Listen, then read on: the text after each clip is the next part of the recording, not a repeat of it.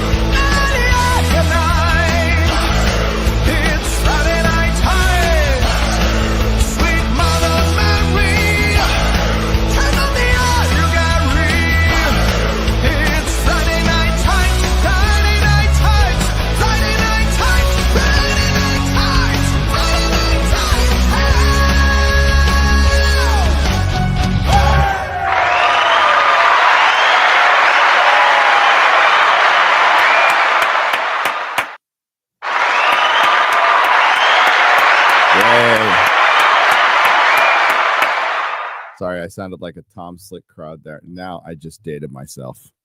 There's probably like 4 of you in the chat. I'm going to guess 4 who know who Tom Slick is. And the Thunderbolt grease slapper. You know who I'm talking about, all 4 of you. All 4 of you. Yeah, well, it's a race car driver, and in the cartoon, when he drives by, they say the crowd goes crazy, and he goes, and they go, yay. Yeah, that's how I feel right now. That's how I feel. But the show must go on. Sorry, I missed. Apologies to the Snake Bros. Apologies to my work schedule. Apologies to everyone. Wasn't living my best life yesterday. But it's okay now.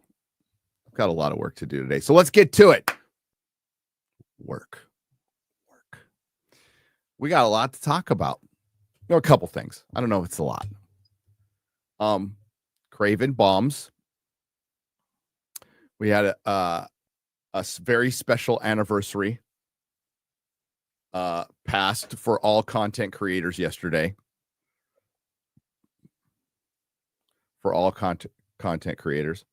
And excuse me. And we have a Superman teaser poster.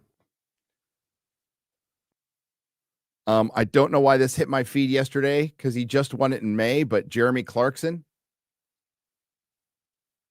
possibly still the sexiest man alive in the UK. I think Florence Pugh says it's exhausting for women in Hollywood. I bet. I bet. Yeah, lots to talk, and some other Star Wars news. No, that Star Wars news is not It's Saved.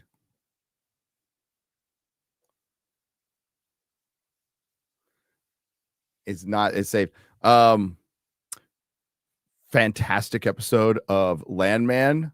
I think what Yellowstone's almost. I think the last episode air?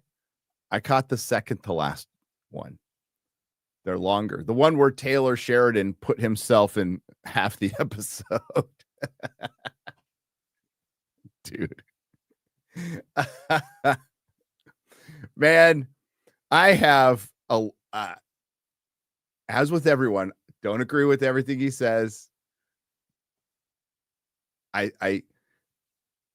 He's one of those people who has yet to make the correlation that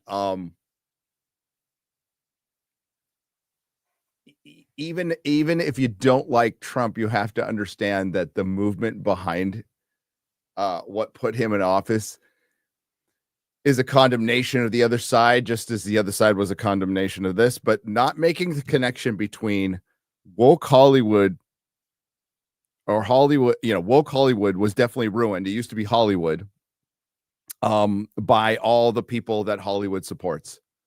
So to be like Ben Stiller, for example, and go, woke killed comedy, vote for Kamala. It's like, what are you thinking? How do you not make that connection at all?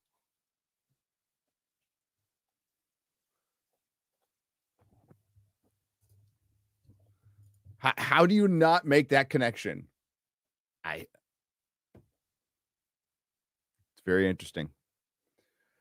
Oh, if there's time, we'll discuss a little Africa. Okay. We'll discuss a little Africa.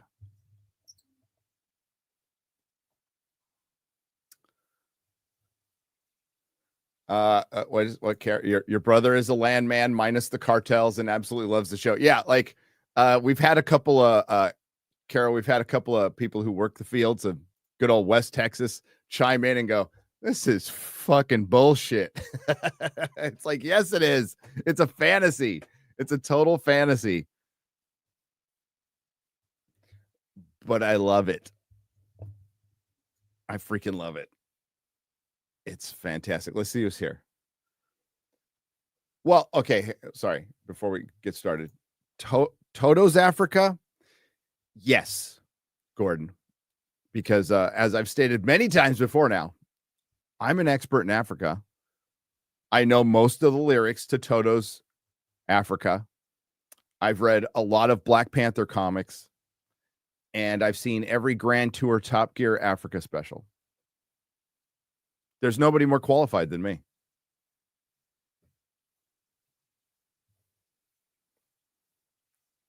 Nobody.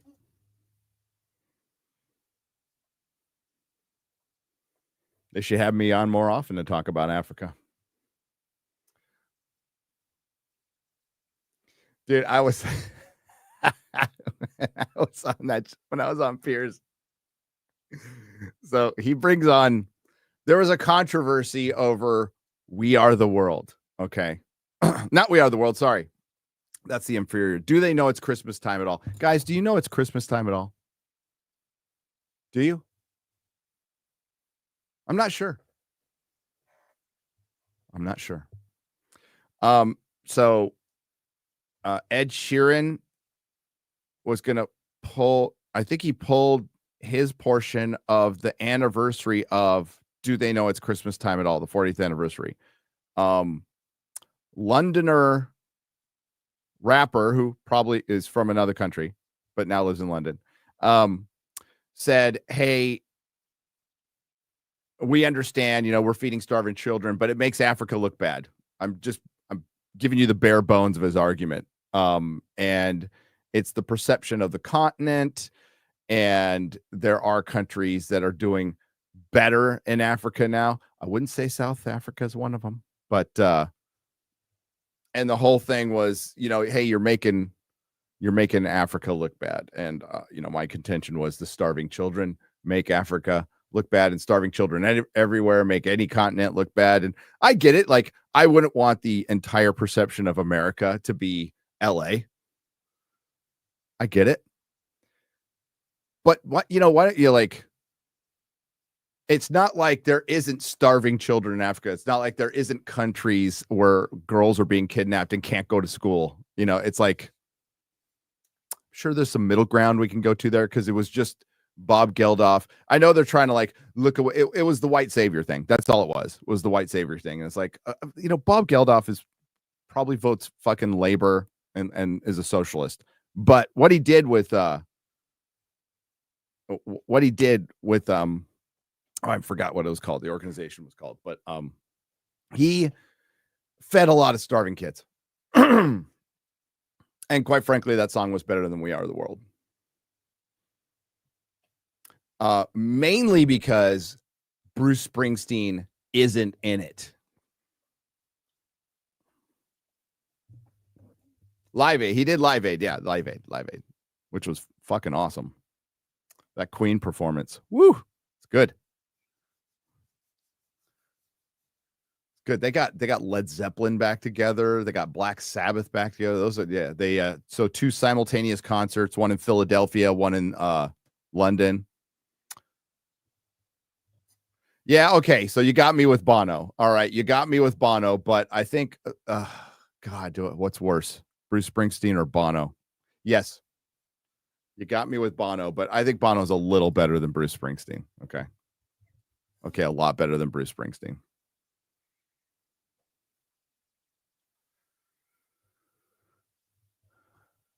Right. This episode is sponsored by 1775 Coffee. It's time to make mornings great again. If your coffee tastes like it's passed through a same filter as mainstream media headlines, well, you deserve better. Enter 1775 Vitality Coffee, not just coffee, but brain fuel for anyone who refuses to settle for mediocrity. Lion's Mane and Reishi sharpen your focus faster than a Twitter argument or X with a blue check mark or an argument on Blue Sky. Cordyceps power your energy without the crash, and their hand-picked Bolivian beans deliver flavor so bold it makes corporate coffee look like decaf at a Biden fundraiser. Weak, pointless, and forgettable. Why is it even there? No filters, no woke nonsense, just coffee. That's unapologetically rebellious as you are. Proudly backed by Rumble, the platform that stands for freedom. Head to 1775 Coffee. Use code Nerdrotic to get 15% off. Make mornings great again with coffee that stands for bold flavor, uncompromising quality, and the freedom Rumble fights for every day. Thank you. Coffee. It's what's for breakfast.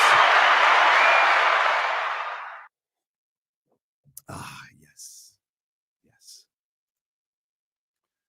A little later, we're going to do some squaring up with what was left over from FNT. As soon as I find it, I think we can. Sorry, I got to read a message real quick. Oh, yeah. Okay, there we go. What do we want to start with? Oh, saying hello. Salvator. Kara. What's up, Carolyn?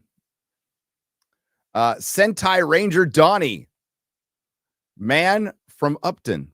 Greetings. Hello. Joe Dog. Hunter Dvorak. Sergeant Hatred. Hi, Ryan.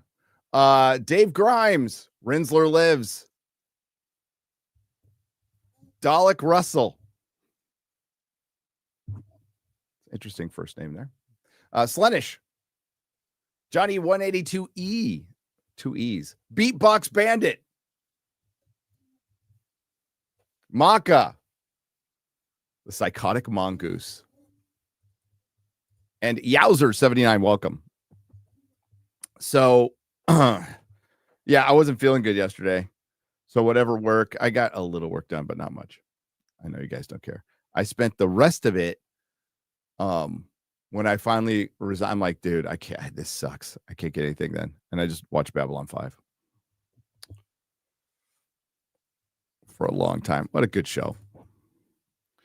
What a good show. What do we want to start with? Oh, I guess we can open with the major anniversary we had yesterday. Had a little bit of an anniversary yesterday.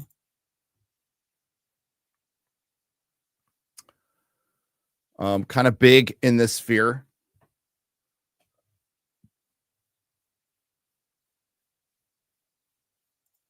Well, funny that you asked, Taker 610. I see you there. Hang on. I'll even pop that up there. Hang on. Well, let me show you.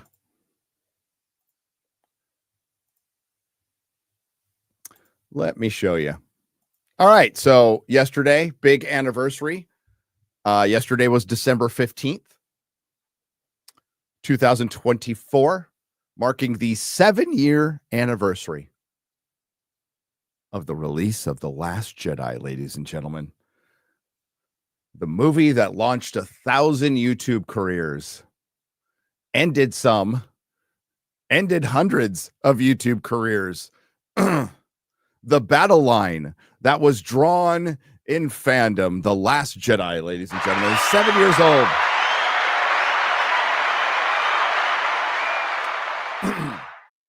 After the false hope that was set to many with The Force Awakens, thinking it was actually going to lead somewhere and feature legacy characters. Well, those hopes were quickly dashed in The Force Awakens when they killed Han Solo. So a lot of people were still hanging on and like, hey, at least we get Luke in the next one. At least we get Luke. Not that he didn't speak a line of dialogue. His role was greatly reduced to nothing because they thought it would take away from shining brand new star Daisy Ridley, which it wouldn't have. Or I mean, it would have. It absolutely would have, because she was nothing. She was a plank of wood. The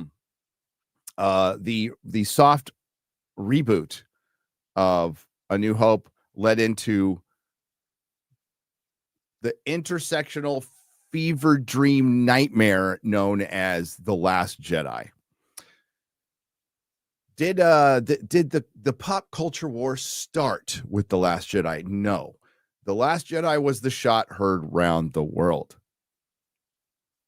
It was when there was absolutely, positively, no doubt, undeniable evidence that Star Wars was fucked. They turned the hero of generations into a psychotic, cowardly, bitter quitter who went off into an island because he almost killed his nephew because of a bad dream. They had him get his ass kicked by Daisy Ridley. He didn't train her. She trained him. And then he overdosed on the Force by projecting himself somewhere instead of actually going, because he refused to go because he was a quitter. Also, he can do what any legacy male mentor character is meant to do. We just saw this in War of the Rohirrim. Die for the Mary Sue. Sacrifice yourself for the Mary Sue. And the rest is history, ladies and gentlemen.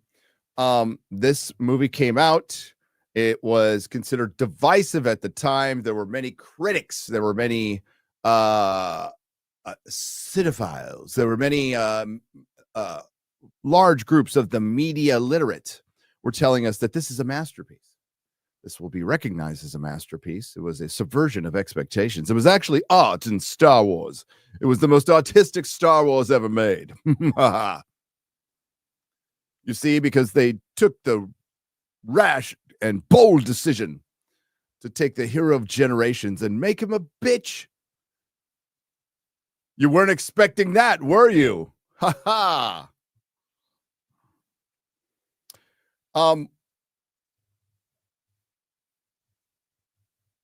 one of the dumbest decisions ever made in the history of cinema. I won't even say modern cinema. In the history of cinema, this was the dumbest decision ever made. It permanently damaged an intellectual property, a cinematic intellectual property that is by far the biggest in the world. And it's like printing money. And it's worst crime because it was really hard. You look back on it now, but it's impossible to recover from The Last Jedi. People say, well, The Rise of Palpatine is worse. It's a horrible movie, but you can't say it does as much damage as this.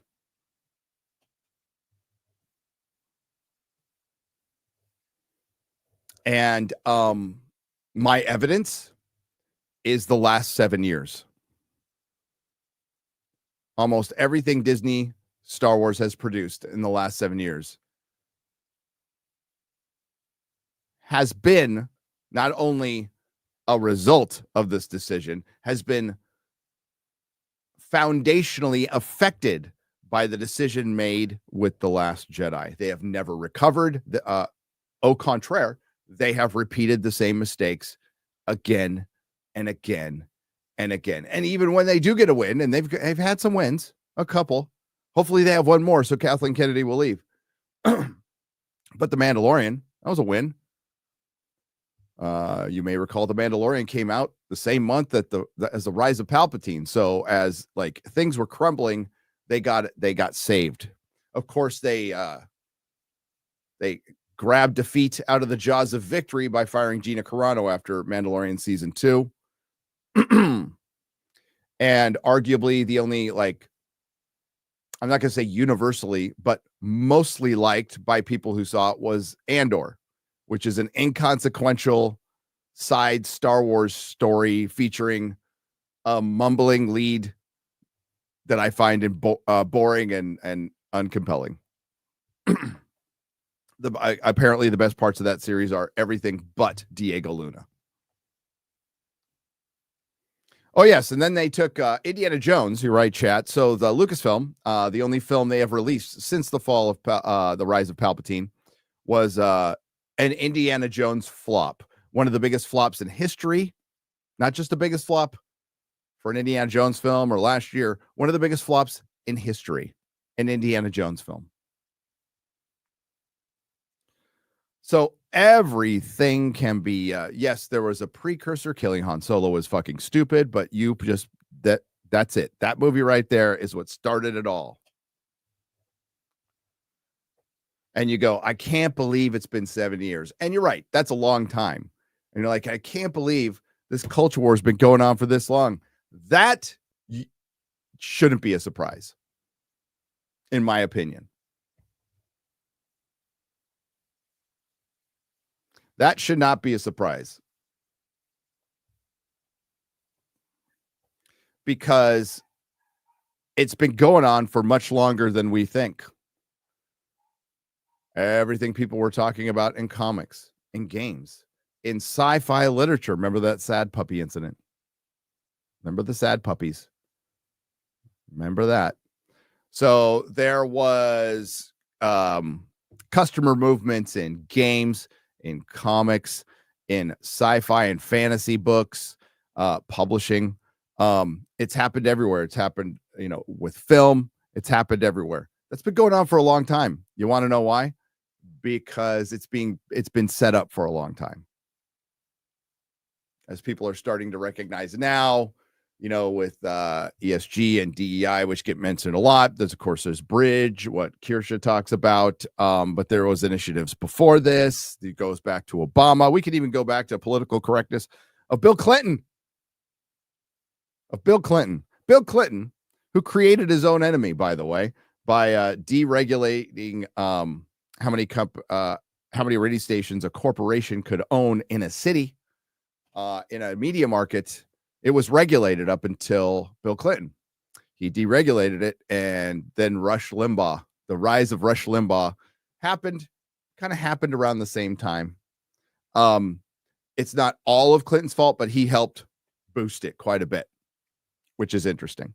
But that stuff's been creeping in for a long time. Activists have been creeping into, I don't know, I'm going to just use an example of one institution. Teaching our kids. That used to be like old 50 and 60-year-old men and women who used to teach us. Now it's all fucking 20-year-olds who just want to not leave school. And for the most part, anecdotally, of course, that's what I observed in San Francisco in the public school system. I was older than most of the teachers. So that's one example of that being infiltrated by, and is it a coordinated infiltration, or is it just common sense? People don't want to work for a union that protects child enthusiasts, whatever. It got infiltrated by activists. Hollywood infiltrated by activists. All of them. Of course, there's the artist who will lean that way anyway and would go whatever way the wind blows. We're experiencing that now, by the way. We're seeing some people change their minds. You know, it's amazing how the Young Turks sound they're trying to sound reasonable. What could have caused that shift? I don't know. I digress. So it all goes back to each, publishing, comics, sci-fi fantasy books, games, all had their shot heard around the world. And this was just one in entertainment, but they're all part of a larger thing. And it's not a movement. It's an awakening. It's not a movement. It's an awakening. Movements end. Movements go through phases. They change. This is an awakening to what's just going on, And we decided to, it's very noticeable when you have a lot of nerds who are into this stuff. Just go, wait a minute. Why would you have Luke Skywalker, the hero of generations? Your first thought is like, let's have him drink some manatee tit milk because feminism, get it? The symbolism of him at the teat, of Luke Skywalker at the teat. And then he gets beat by his Padawan, the much more capable Mary Sue that everybody automatically likes, who taught herself the fucking everything, who survived by herself on a savage planet, desert planet. This little girl. Must be some very polite criminals in Star Wars. No, there's actually just a bunch of retards, but that's it. I digress. But that's your decision with Luke Skywalker.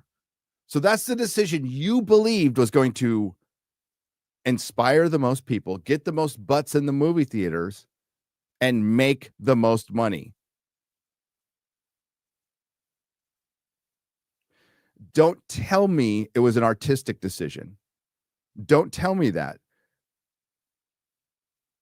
This is Disney. This is a corporate money grab. Don't tell me this was an artistic decision. No, it's a decision that I believe really came from Kathleen Kennedy and Rian Johnson. Neither of them had a problem with it. They were probably under the impression, same as the people at Amazon, that, well, this is too much of a male brand. And for us to bring women in, well, we need to have a Mary Sue. We need to put these white men down a peg. Because we all know what diversity means, less white. So it became much more noticeable with The Last Jedi. And 7 years later, 7 motherfucking years later, they're finally, and I mean Disney, is finally starting to understand that they've always been full of shit. And they can't deny it anymore. That's the strength of the brand that George Lucas created. No other brand would have lasted this long. Nothing would have survived this except for Star Wars. But it's even too much for Star Wars, which is very sad to say. But 7 years, and it's not just Star Wars. As I've said, it's always been bigger than Star Wars. 7 years with Doctor Who. 7 years with Star Trek. And look at them all. We said at the time, 7 years ago, wow, you keep going in this direction with the first female Doctor played by Jodie Whittaker or Michael Burnham or whatever the fuck Disney Star Wars is. You're done. Star Trek is owned by Viacom, Paramount. Their Copyrights have gone through some changes, but they own Star Trek, and it is now worthless. It is now it's now Star Trek made for the audience they want. That very, very, very small audience that would probably really love The Acolyte. That's who it's made for. Most Star Trek fans have dipped. It's lost generations, and Paramount is billions of dollars in debt. Star Trek under Kurtzman hasn't earned them a single penny. Doctor Who, the only reason we're getting another series is because Disney stupidly commissioned 2 worst ratings in history, and we're well past the first female doctor played by Jodie Whittaker, and things actually got worse, and nobody cares about Doctor Who anymore. Big Christmas special coming up. Nobody cares.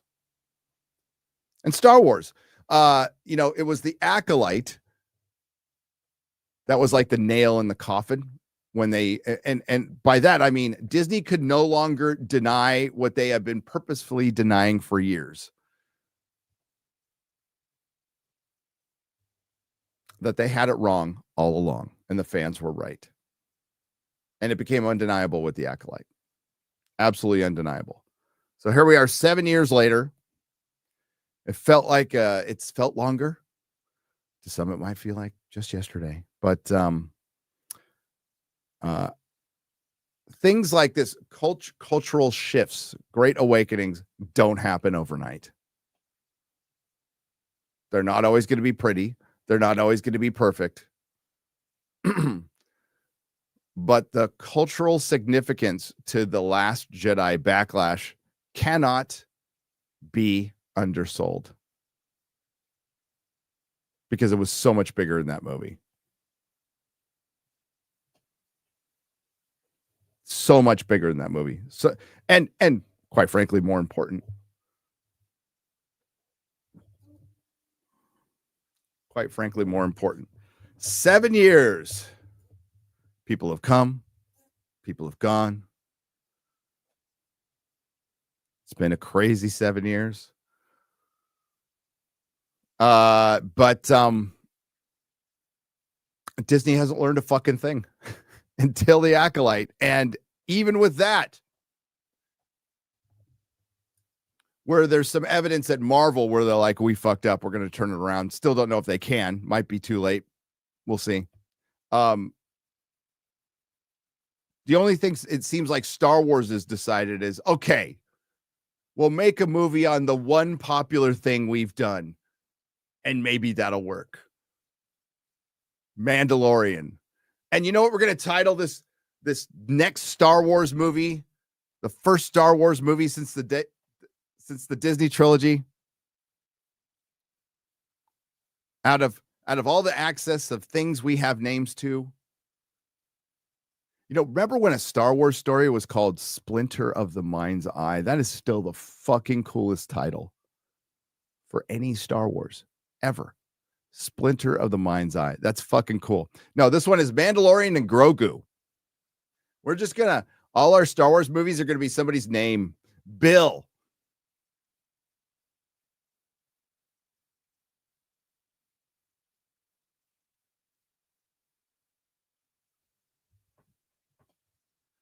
Yeah,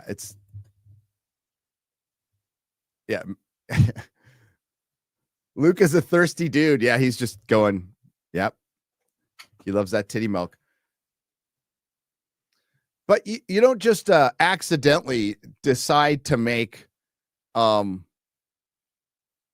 hero of generations, an old hermit on an island, drinking out of a giant tit.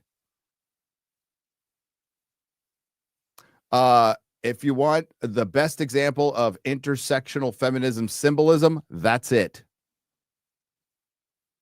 That's it. The second best example was in Watchmen when Dr. Manhattan in blackface literally hands his balls over to the much more capable woman in the form of an egg. That's the second worst or best example of intersectional feminism symbolism in a work of live action art. First degree character aside. Yes. Oh, yes. So, how are things going for Star Wars? Let's see.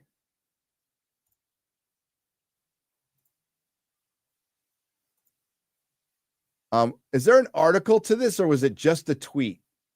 I guess it's just a tweet. That's weird.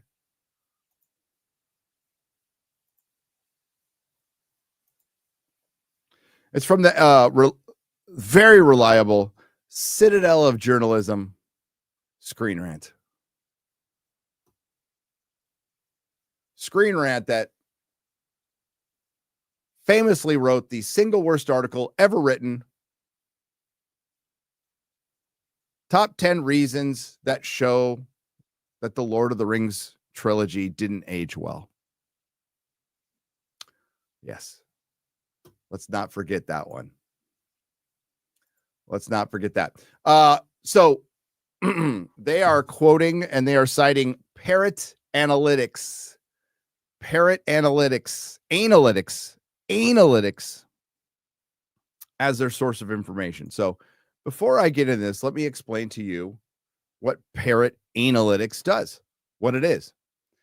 It does not track views of a TV show. It cannot, because no streamer shares their proprietary information. That probably reads, I would say, almost identical to YouTube analytics. So they know where you're watching, what you had to eat, how long you're watching. They know all of it. They obfuscate it because usually the ratings are pretty bad.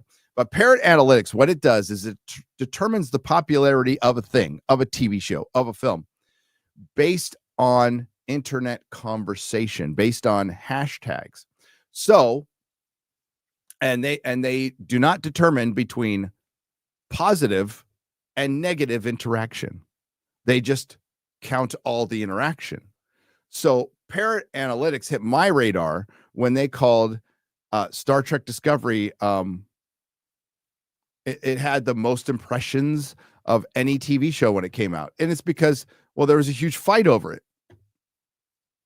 So the people saying Star Trek Discovery sucks was considered, I mean, essentially a view to determine its popularity. So that's what Parrot Analytics does. It just collates the chatter about something on the internet, and it determines its popularity. Now, if you collated it and determined it from positive to negative to mediocre, if you could, which I'm sure they could do, that would be a far more accurate assessment. It still doesn't tell you how many people watch something. For example, everybody, and I mean everybody, had something to say about The Acolyte. Did all of those people watch it? No. As a matter of fact, of all the people who are talking about it, even on Twitter, I would say 2% of the people actually watch the show. But they saw the clips. So they're talking about the clips. And the clips, I think, do a really good job. I mean, none of the clips from The Acolyte were really taken out of context. What you saw was what you saw. It's actually, the context is worse. I think it would actually make it worse.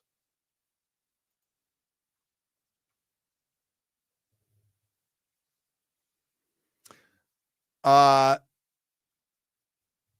just reading that soup. I'll read that in a second. Oh God, fucking Bruce Springsteen. So we have Screen Rant saying Parrot Analytics measure online demand for shows. So they call it demand. So when you hear the word demand, you automatically think, I want this thing. There is demand. I can't wait for this thing. Give me the McRib or whatever the hell you people eat. But it's not demand. It's more reaction and interest. I would say interest would be a better word. And the results note that both Star Wars and the MCU franchises are seeing diminished returns, with demand from Ahsoka and The Acolyte failing to match earlier success with The Mandalorian. No shit. How did you determine this? Did you Open your eyes and pay attention to social media for a couple days. I'm glad somebody's paying you for this service. Demand has dropped 6.6% in 2 years. So are you telling me demand for Star Wars has only dropped 6.6? Well, okay. It was pretty dead a couple years ago. The demand for Star Wars has dropped in half easily. I mean, you could just look at the diminishing returns of the Disney trilogy. Those movies made a lot less as they went on. Solo lost money. Hashtag Solo lost money. It was a flop. Solo was a Star Wars flop, not a Star Wars story. And we haven't had a single movie from the Star Wars franchise since then. Since the rise of Skywalker. And if you think for one fucking second that if they thought they had $1 billion movie, they wouldn't push it out, but they don't. They're even nervous about Mandalorian and Grogu, which they should be, depending on the budget. Demand has dropped more than that, but that's fine. Is Star Wars fatigue a thing? New data reveals what's really going on. Then there's no link to the data. This is just a tweet. There's no article. New data reveals what's really going on. Like I said, the Acolyte made it undeniable. The election made things undeniable.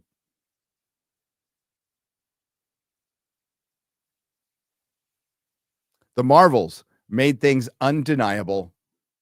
Things are pretty undeniable after the Rings of Power. Things are pretty undeniable after the Jodie Whittaker era. Somebody, especially after David Tennant came back with Doctor Who, things were undeniable. You've seen this, just the dominoes falling, right? Because the entertainment industry went against the trends for the first time in their history. They'll usually follow them a little too late or drive them down. And what I mean by trends, I mean by what the general public is interested in. They've gone against it for quite some time, and they've told you you're crazy, you're a small minority. All this has become undeniable over the last 7 years, but particularly in the last calendar, we'll say 2, because the Rings of Power backlash was mighty. And then the Marvels and the Acolyte just being massive failures and being pretty much everything, the Marvels was everything Kevin Feige originally wanted when he's like, we're going to bring in half the women, half the MCU is going to be women. And instead of introducing the actual female characters, we'll just do a bunch of gender swaps. The Force is female. I mean, Acolyte is everything Kathleen Kennedy wanted. It is her Star Wars personified, and both of them were miserable failures and led to layoffs, led to massive changes behind the scenes at Marvel. Can't say the same for Star Wars. Is there Star Wars fatigue? That's for you to determine, but I would say that considering this is a cinematic franchise and you haven't even put a movie out, if there's fatigue, well, it has to be the D+ shows.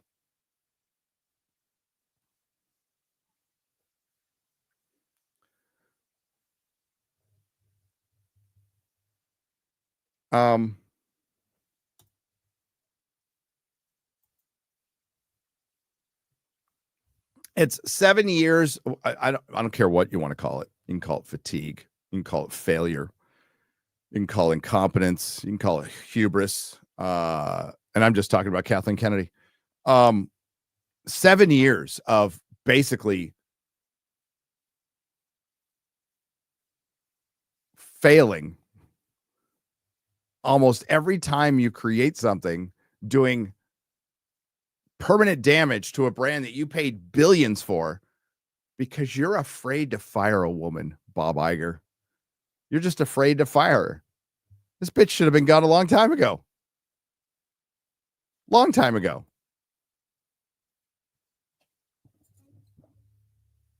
It won't change a damn thing.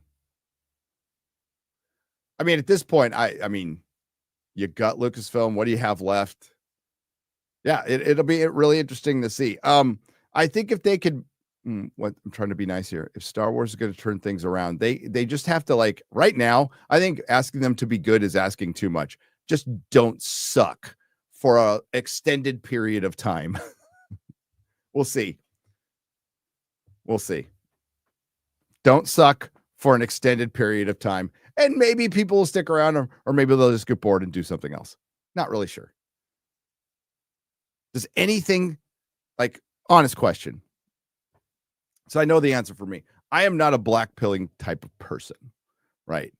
But like my hope for Star Wars went a long time ago. If it turns around, great. I'm not going to say it's never going to happen. I just don't think it can happen in my lifetime. I think too much damage is done. But is there anything that excites you guys about Star Wars? Anything?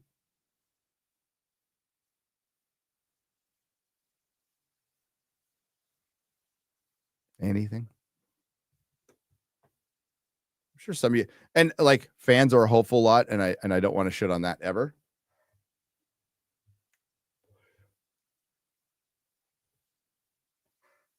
If somehow they manage to make a great Star Wars movie, I'd be very happy. I'd be very happy. Maybe Andor season 2, old Blu-rays, porn parodies. I guess that kind of counts.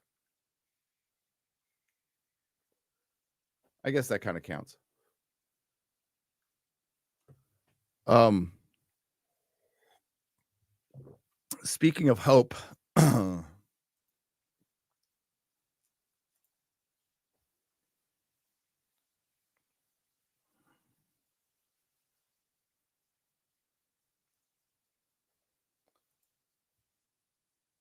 speaking of hope, give me just a moment.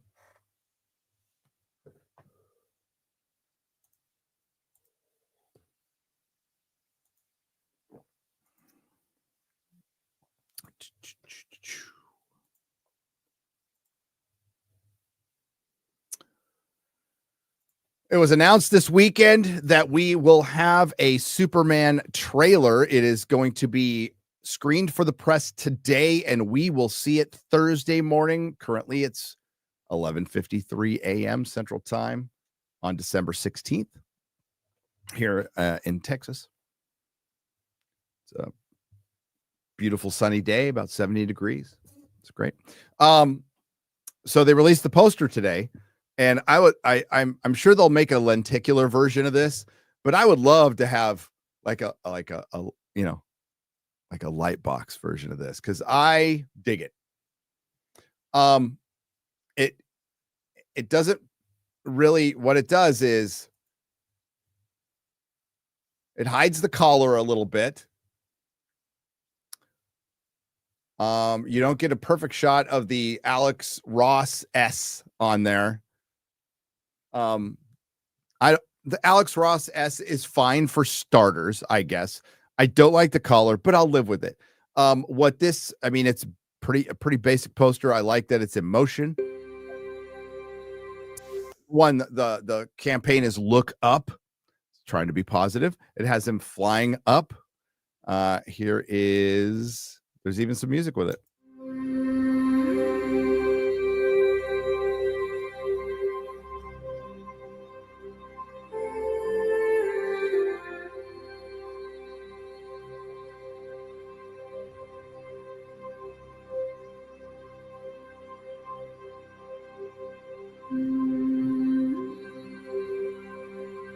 So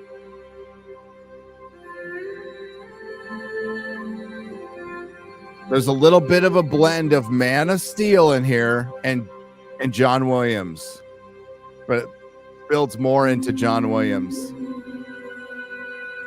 But you can hear a tiny bit of Hans in the beginning of there too.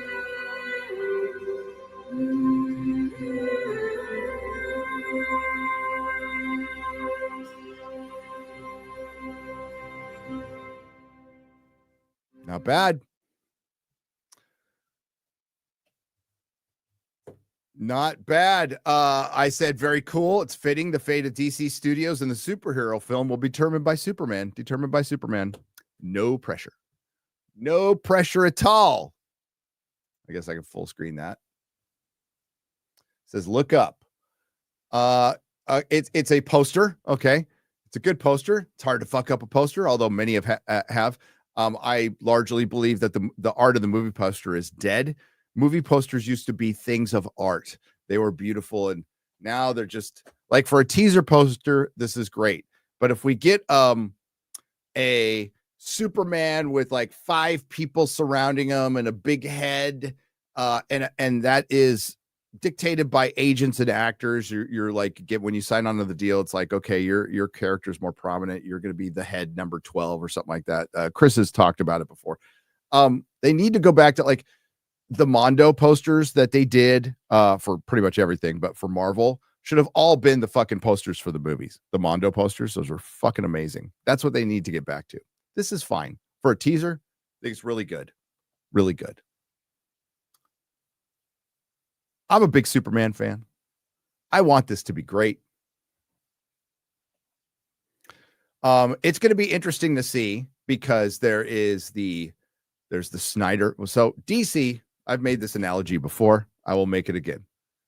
You may or may not remember that I've mentioned that I used to own a comic store in San Francisco for 10 years. And the one thing I noticed off the bat is the differences between Marvel and DC fans. Marvel and DC fans. Marvel, and we're going to judge it on fundamentalism. So if Marvel is Al Qaeda, Disney is ISIS, or DC is ISIS. So there's sub factions now with this, which is there's the Snyder group, there's the Gunn group,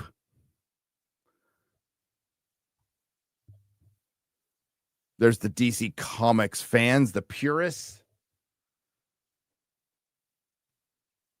But they're all pretty hardcore. They're all pretty hardcore. If you say something nice about James Gunn's Superman movie, you're going to see it's going to be so funny. If you say something bad about Gunn's universe, you're going to get some shit. It's hilarious. It's fucking hilarious.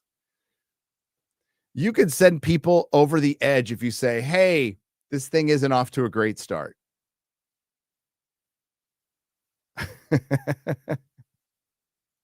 Like with Creature Commandos.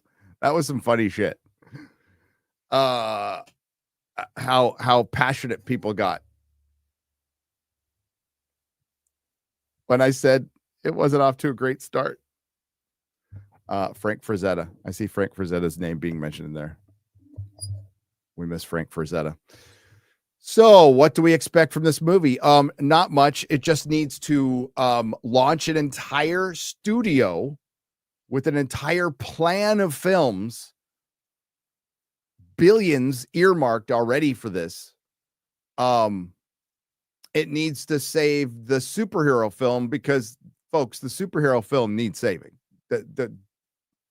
Now, the basic argument is, well, if they make good superhero films, people will watch them. You're right. But let's get into the more nuanced discussion. Is there the desire to make good superhero films from Hollywood? The answer to that is no. Until we see this, the answer is really no. It was, let's churn out content and these idiots will lap up whatever, so we don't have to put that much effort in it. Fuck. We could just start hiring people off the street and call it diversity that we don't have to pay that much money for, who will do whatever the fuck we tell them. And can you argue with them? Some of the shit they put out, people were like defending it until it became undeniable to defend it. So I can understand why they were believing their own bullshit for a long time. I really can. But the truth of the matter is, the superhero film is in trouble because you can't just make a solo superhero movie anymore. It's got to be filled with cameos. And now the superhero movie has to bring back older superheroes instead of like introducing a new one, just recasting Captain America or recasting Iron Man. It's not that fucking hard. That's all you need to do. But for somehow they got in a pickle where they need to bring back the 60-year-old Robert Downey Jr. and Chris Evans instead of just recasting Iron Man and Cap.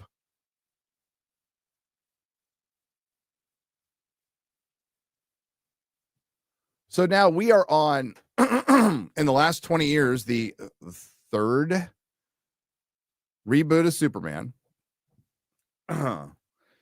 This is the third reboot of DC in the last 10 years because there was Snyderverse. Then they tried to go on with the Snyderverse without Snyder.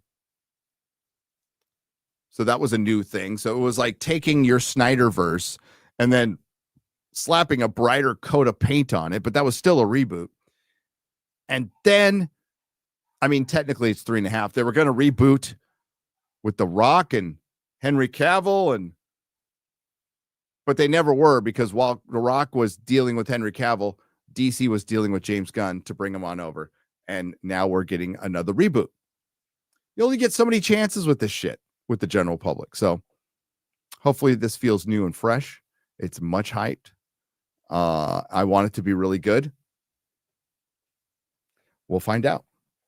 But to say the superhero movie isn't in trouble is that's ridiculous. It's in major trouble.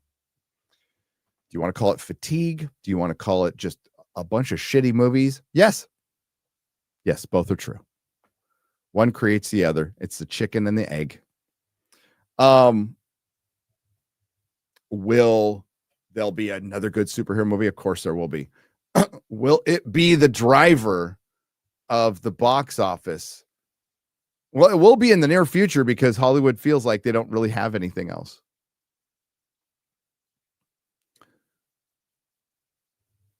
But we will see.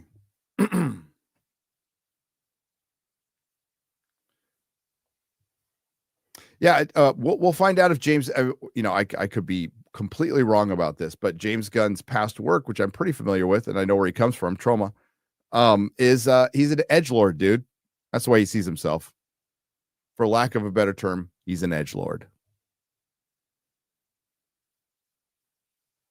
Grew up on independent comics, listened to alternative music, worked at fucking Trauma, works in Hollywood. He's an edgelord. That's how he sees himself. Makes really wacky jokes on the internet, and has weird parties. And then now he's asked to draw the symbol of hope that personifies America. America. Truth, justice, and the American way.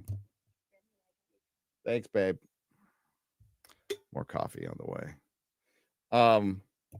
America.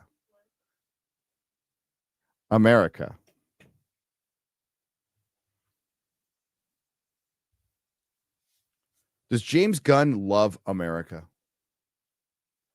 Sure, he loves his job, but I think James Gunn celebrates the 4th of July.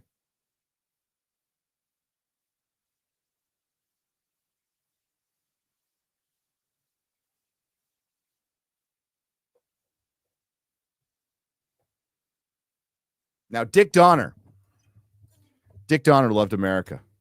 Dick Donner celebrated the 4th of July. Dick Donner made the greatest Superman movie ever made that will never be topped, ever be topped. And it's certainly going to be dated to a lot of you youngsters out there. But at the time, that was a sophisticated superhero movie. At the time, if the producers of the Superman film weren't a bunch of fucking retards and pissed off Dick Donner, Superman would have been just as popular as Star Wars, because it was at the time. When it came out, every mofo had a Superman shirt on. It was everywhere. It was huge. It was a fucking huge movie.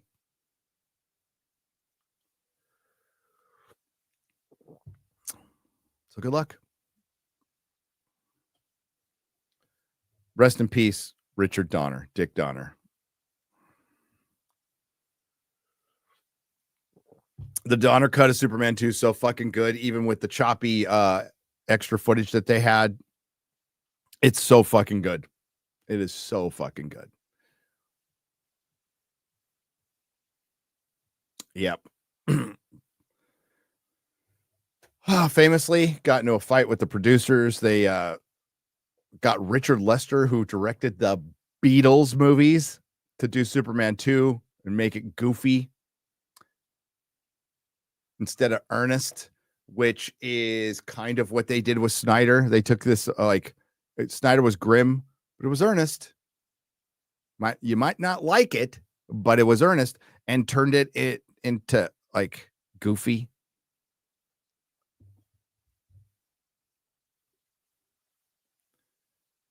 Dude, I'd be in San Francisco. When I was in San Francisco in the shop, it would not be unusual for, like, say, a professor from San Francisco State. I won't say his name. And there's a couple guys who just straight up unapologetically said to me, "Oh, no, I hate Superman and Captain America and everything they represent."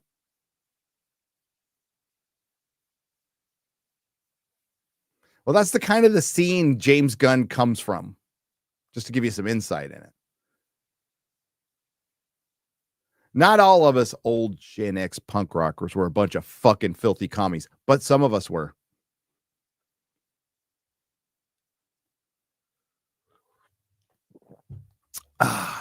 So you have now, sometimes it can work, Grant Morrison could write a good Superman story. So sometimes it can work. And that's been my biggest question about James Gunn is, like, does his background fit? Well, there is a hopeful, heroic tone in Guardians of the Galaxy movies. So yes, it's definitely a possibility. Out of all the people in Hollywood, I think he could pull it off. I think so. I do. We'll find out. We will find out. We'll find out if he can make a compelling story about a singular character and not an eclectic group of superheroes. I'm sure it'll feature an eclectic group of reject superheroes. The reason he goes to things like, Guardians and Suicide Squad is that's what he's interested in. And it really worked for Guardians. Superman was Muslim. Superman is Moses. Superman Muslim. Oh. Superman is Moses.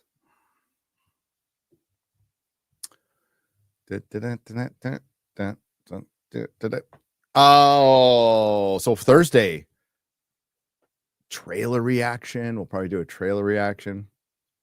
Interesting.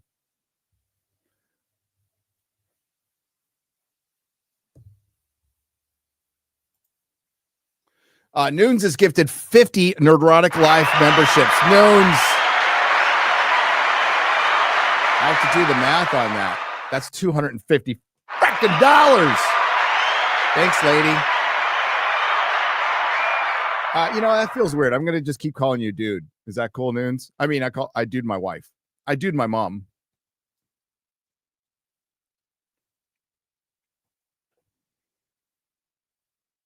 You know what's great? When you get older, you can get your mom when everybody gets older, you get your mom a present. Like, she's not listening, by the way. My mom asked the one who raised me. I have two, right? So there's the one who gave birth to me, and there's the one who raised it. They're not lesbians, but I do have two moms. So the older mom, she's all, "Oh, how's your radio show going?" Well, it's going good, Mom. Maybe my older sister can show you someday. My radio show, my radio program. So yeah, when people get older, you can get them cool Christmas presents like mattresses, and they're excited about it. And quite frankly, I would be excited if I got a mattress for Christmas, like a good one. I'll be all, yeah. So when you're getting old. Eddie Brock 9043 for €5 says thoughts on Sony's always having the option to use Spidey in their non-Spider-Man universe, but instead setting up Venom, etc. on their own. I smell bullshit. I heard that news too, Eddie. And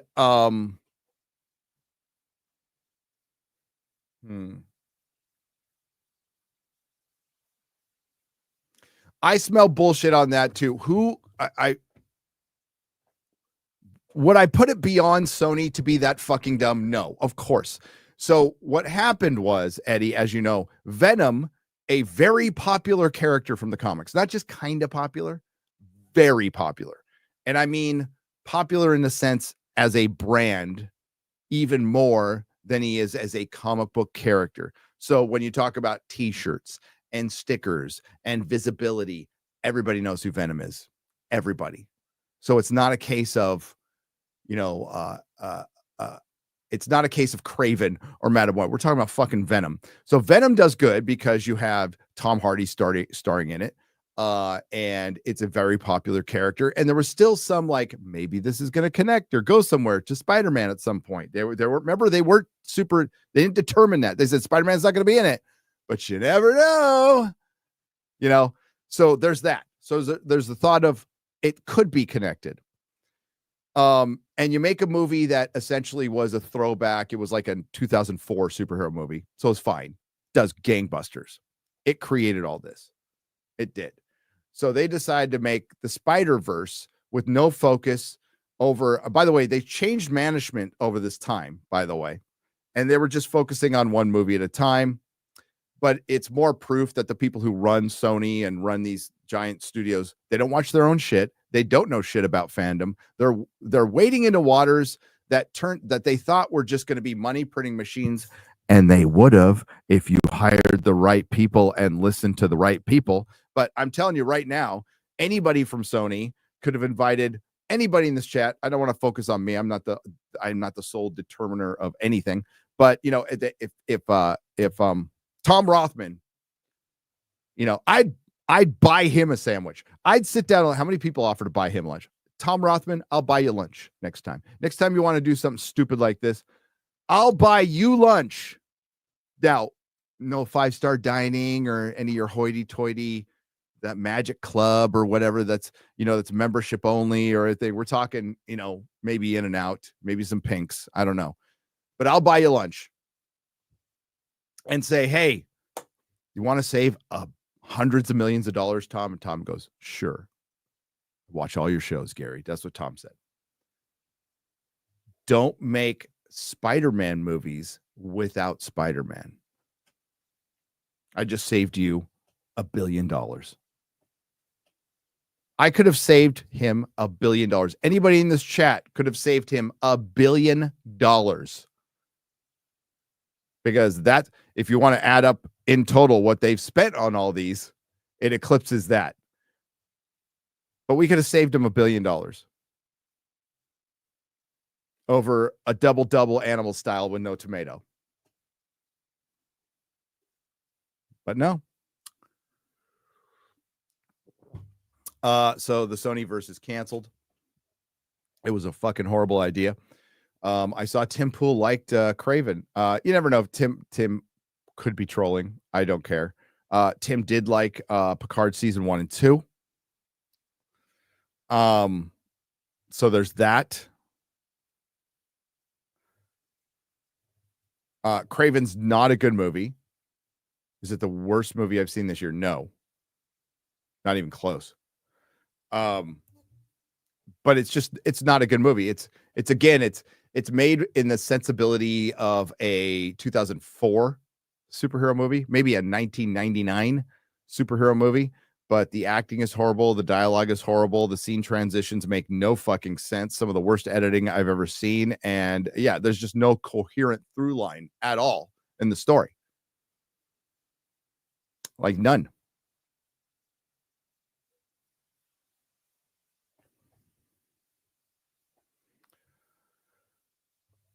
So not a good movie. But if Sony had Spider-Man and they put them in all those movies, Eddie, they would have all still sucked and hurt Spider-Man. So ultimately, if they had Spider-Man and decided not to put them in the movies, I would say that was probably a smart decision. Because putting Spider-Man, we're just talking about putting Spider-Man in the movies we just watched. In Craven, Venom 1, 2, and 3, Madam Web, Morbius. Do you think it would have made any of those movies better? Just having Spider-Man. We're talking about the same directors, same writers, same editors, same catering staff. Do you think having an Andrew Garfield Spider-Man would have made any of those movies better? No, because it would have been the same director, the same writers, the same catering staff. Now you put Andrew Garfield in with Tom Hardy playing a different type of Eddie Brock because that's his worst performance. And you put a competent director on, sure, it's going to do better. But there's a lot of ifs and if my aunt had nuts, she'd be my uncle. Lots of ifs and buts. Hail Jeremy. Jeremy is Hail Jeremy. Why did I say Jeremy? It says Hail Gary. What the fuck was that? Doo-doo-doo-doo. Jeremy is gay, says Gold Nuggets. He is gay. He's a homosexual man. He wears Crocs, pre-torn jeans. He likes Bon Jovi. Shadow saying 737 for $4.99. Jeremy wants to sing Beyonce while you sing Bon Jovi. What are you trying to like end the world? For one, me and Jeremy singing anything would be bad. Like even good music. But if I sang Bon Jovi and he sang Beyonce, that could create a singularity of suck that I don't think I think we'd be sucked into the void. Gary, that episode of Landman was awesome. Thank you for recommending the show. And I love Tulsa King and I can't wait for season 3. Hail the Fellowship, says Mexi Rage for $5. That last episode was fucking good. Good. Good stuff. Jay Coke for $19.99. Gary, if you think Landman is a fantasy, wait until you find out what most Montana locals hate what Yellowstone show has done to the state. From Montana born and raised and can't stand how over the top the show is. Yeah, I mean, thanks, Jay. Yeah, you know what? Are you telling me, Jay Coke, that every rancher isn't always inundated with some major corporation or Indian casino or band of murderous racist bikers trying to kill every member of the ranch, and so much so that they have a place to drop off their dead bodies called the train station? Are you telling me that's not the case for every single ranch in America? Get the fuck out of here, Jay.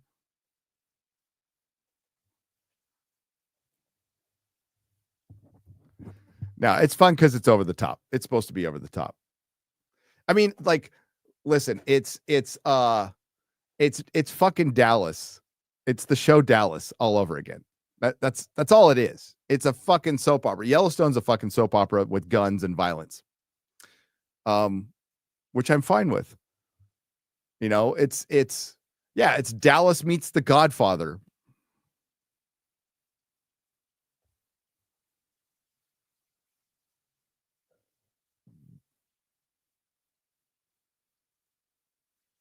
It's Dallas meets The Godfather. Landman is Billy Bob Thornton putting out fires, and it's great. James Zabersky for $14.99. You're a legend, Gary. I don't know about that. Thank you. Hope you're okay. Hope you're okay. I am good. I'm fine. I'll live. It's just more frustrating. I'm behind. I'm trying to get ahead of things so I can just do gaming streams and kind of nothing over the holidays. and my plan, best laid plans of mice and men. Is that how it goes? So now I'm behind. I'll be fine though. Everything will be fine. I'm going to have Christmas with my family. Videos will be produced. And I'm going to do some gaming streams. I do want to let you guys know. I just got to make sure it's okay with Mahler. So Real BBC on Christmas Eve will just be our Christmas Eve special, right? So if you guys are not aware, I do a Christmas Eve special for anybody out there who's like on the road, has to work, can't go visit family, or you're with family and you just want to ignore them. I do the Christmas Eve show. We track Santa, and it's usually with Mahler and Az. So we're just going to move the Real BBC to later in the to the Christmas Eve special. Programming note. I will be on Piers. We got pushed. I'm so offended. Not really. We got pushed for Peter Thiel. The nerve of pushing this thousandaire for a billionaire.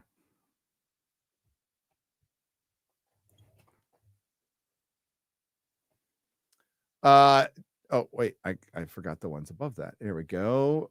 Thank you, James Sabursky. Hail, Gary. Wife asks for tea bags. Do I get cheap ones from the corner shop or the expensive ones from Tesco and get myself some filter coffee as well?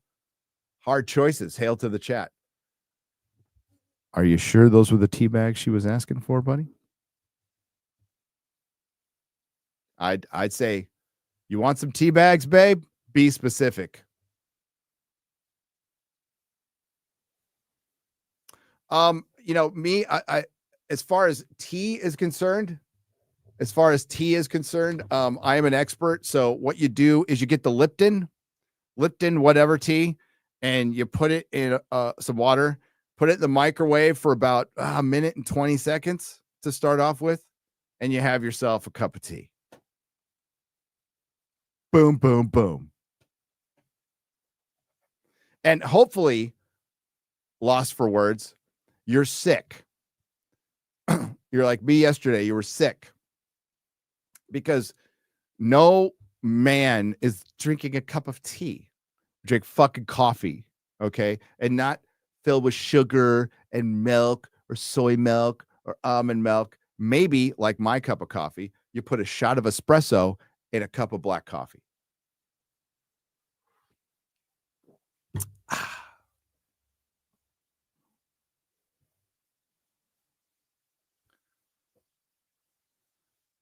I did a 23andMe. It told me that Chris Gore is my biological father. Doghouse video for $5. You know what?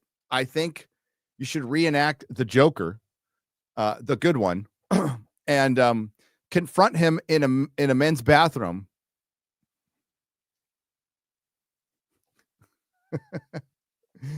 King of the Monsters, 1954 for $199. Luke Skywalker ended up becoming Mark Hamill. That is such a true statement. I mean, spot on. Spot on.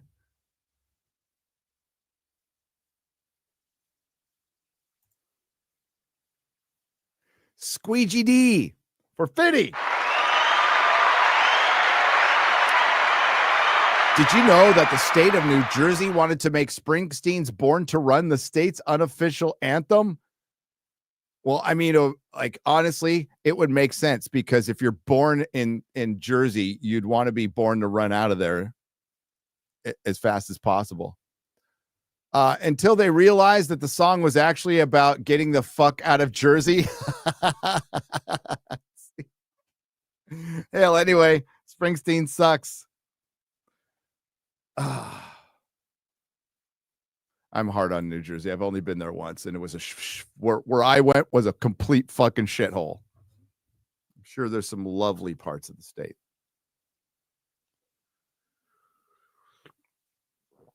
But you know what? Parts of the state I'm from are complete shitholes. Complete shitholes.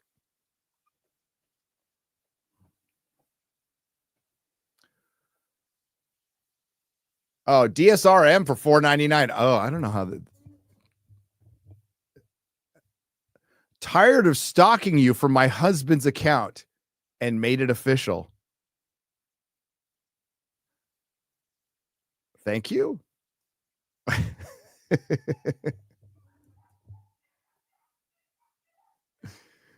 I'm glad, stalkers got to kind of go out on their own, Thank you, DSRM. I appreciate it. Haven't been watching many live shows recently. Have you talked about the success of Marvel Rivals much? We talked about it on FNT. I mean, I know I'm a gamer god, but I don't know much about it, but it seems like people are very happy with it. And it has it has some of the Marvel. I know nothing about it, but I have heard that there's been a lot of positive talk, like just what I've come across on Twitter, DCG, but I am no expert on it. It seems to me, correct me if I'm wrong, chat, that some of the Marvel characters just they don't even look that accurate. They just look fun, masculine, feminine, not ugly.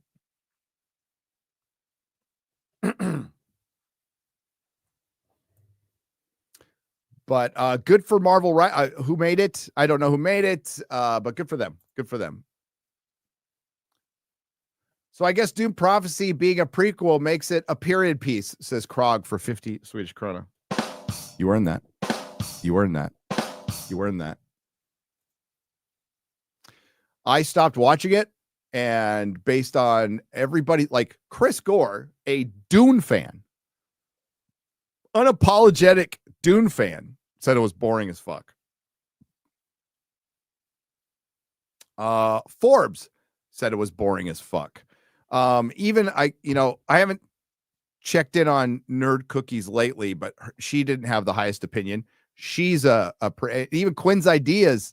I think he's following it, but he hasn't been, as far as I know, completely in love with it. So yeah. Oh, and Comic Book Girl 1119, I don't think she likes it either. So if the Dune fans don't like it, and Dune's an acquired taste, it just is. I know, international bestseller, widely considered one of the greatest sci-fi novels ever written. I would disagree. I've tried to get into that book so many times, and I just cannot get past that information dump in the beginning.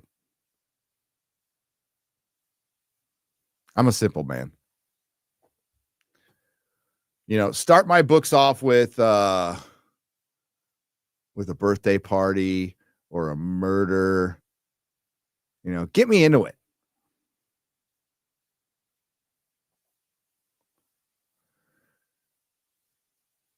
Do you remember from Sam AT for 100 Mexican dollars? Do you remember when the reviewers were divided because it sucked and also was a masterpiece? Yeah. Excuse me. Hang on. I don't know when DSP. Yeah.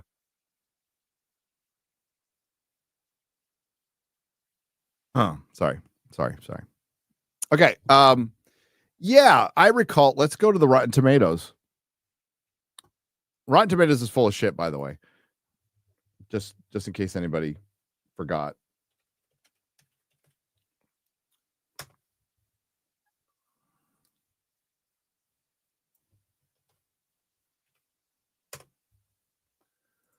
Let's check.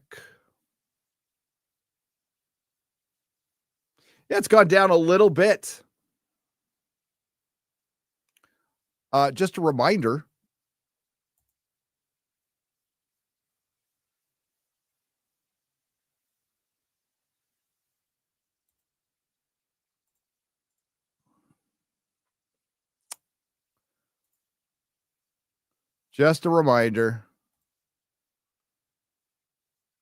And this is just a guide. Okay.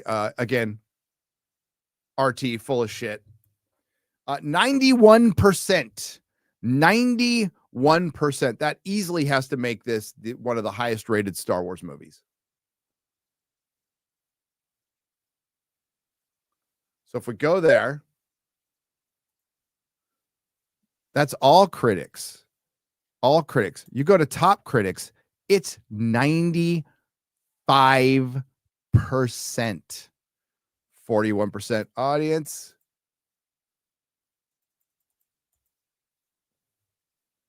Oh, this is before they required the check.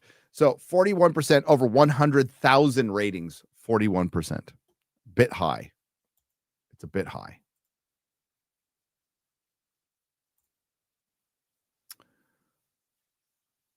Let's get some San Diego burritos at Señor Burro in San Antonio. Maybe someday if I ever leave my house again. Jose Taco. Last Jedi still stinks. Naughty Dog needs to be put down, and Disney lost a lot of money, says Smooth the DJ. You are correct. I love Henry Cavill's Superman, but Chris Reeves will always be Superman. You are correct. Merry Christmas to you in the chat.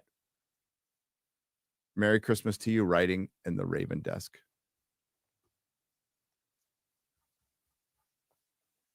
Merry Christmas to you.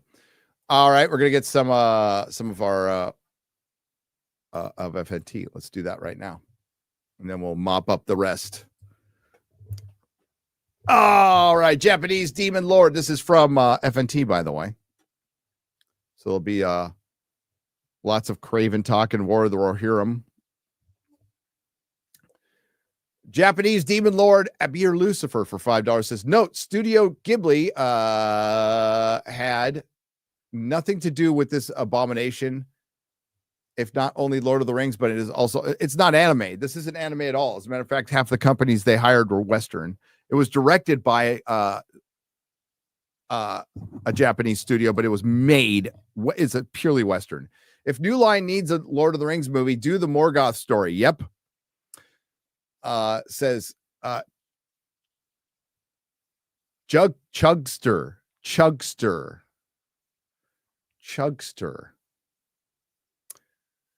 They will face leech dragons, phase spiders, and even horn and snaring banners, to name a few. Check out the fantasy series Scales and Honor. Check it out from Justin Lee. Scales and Honor. Justin Lee for $5. Faced with the treasure stolen, Valadar, the dragon, is forced to kidnap the knight sent to capture him and see his riches are returned. Again, that is Scales of Honor. It's a fantasy series. Is it on Amazon? You guys got to tell us where they are, where to find them. Try Amazon, try Barnes & Noble. Rinsler Lives for $1.99. Hale, are you doing a Florida meetup on a Friday or a Saturday? No idea. That is a Jeremy question.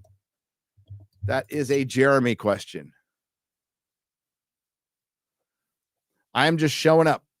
Jim Watari for $20. Nerdrotic.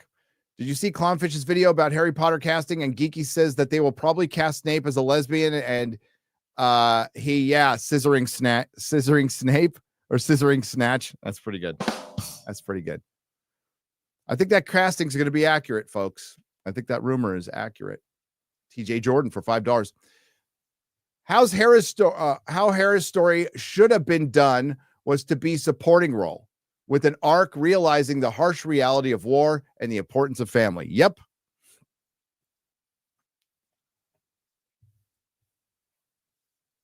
Instead, in the end, she had to mop up the disaster created by her father and her brothers. And then when she fixed it all for the men, she leaves to make her own way as a lesbian in Middle-earth. It be like Jared Lee always says, F naughty dong. Lock it in, yay. Jared Lee likes F naughty dong. I just said it wrong. Thank you for the $5. Harukami for 10 British pounds says, my mistake. Kurosawa's King Lear had three sons. I apologize. I don't agree with the events that have happened, but there was a literal movie explaining how this is a bad idea, and no one listened, says Aurora Uplix. After our beloved franchise has been girl bossed, I'm starting to think Jason from Friday the 13th was on our side. Oh, and go Army. Mike Zero Source for $20. You lost. Sorry about Army losing there to the Navy, to the seamen. Joker, about a healthcare insurance taking people off medication they need being a really bad idea, and you get what you deserve, is the punchline. Internet guy for $2. Robert, interesting as fuck. Robert is an interesting guy. Harukami for 10 British pounds. Father and three sons isn't King Lear by Shakespeare. But he corrected himself later, so you got that. I hope the Clayface movie actually ends up being emotionally moving and exploring the broken person who just wanted to make people happy and better off. It might be. Flanagan's doing it, but Flanagan is a writer for me, hit and miss. Hit and miss. I know he's got his fans. For me, a little hit and miss. Cole Hauser, a lot hit and miss, actually. For 2 Canadian pesos, should have brought Paul Giamatti back as Rhino. I know. Thunderstorm for $4.99. Captain Token and the Lost Falcon is like a slow-moving train crash they keep dumping jet fuel on. Yep. And it's creeping up on us soon, 2 months away. 2 months away from a Captain America sequel without Captain America. Been a while since we had a movie about a boy and his dog.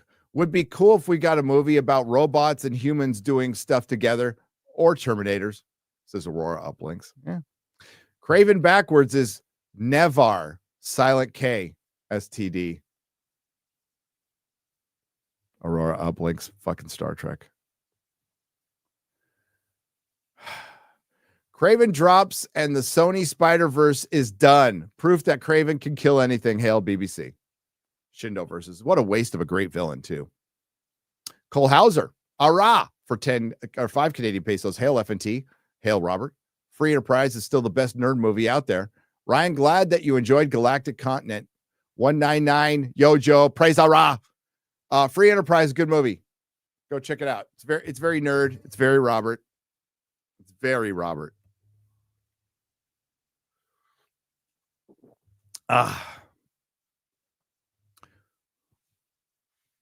Would you choose to direct and write a Half-Life movie or show? Who would you choose to direct a Half-Life movie or show?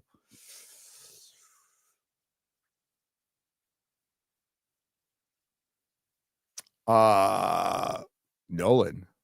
If I get to choose somebody, I'll choose the best director out there. What I know of Half-Life, my son is a big fan. Remington PRD for $5. Gary, sorry for my lack of comic book knowledge. Is the lion powers part of Kraven's origin? Because I thought he's just a really good hunter, and that's it. Peak human physicality, but he also had he drank a potion so it ages him slower. He's always supposed to look like he's kind of 50 years old. Now, whatever the fuck they've retconned since I quit reading the big 2 mainstream comic books, which is going on 4 years now. Going on. So I don't know and don't care and wouldn't respect it anyway. They've done a lot of retcons, but essentially Kraven is supposed to always look like he's 50. He's in peak human shape. He does have superpowers, right? Because he drank a potion because of a potion.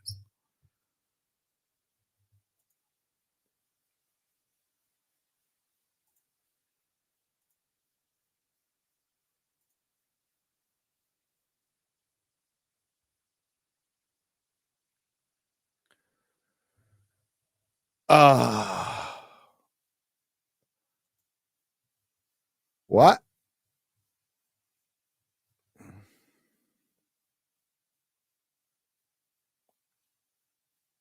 What are you talking about?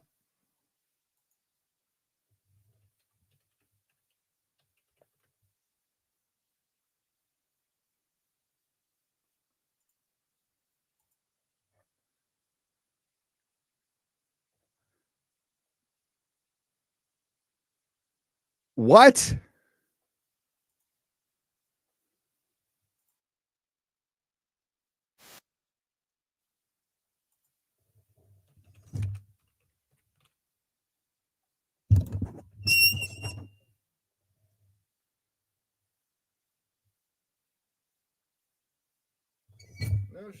Hang on.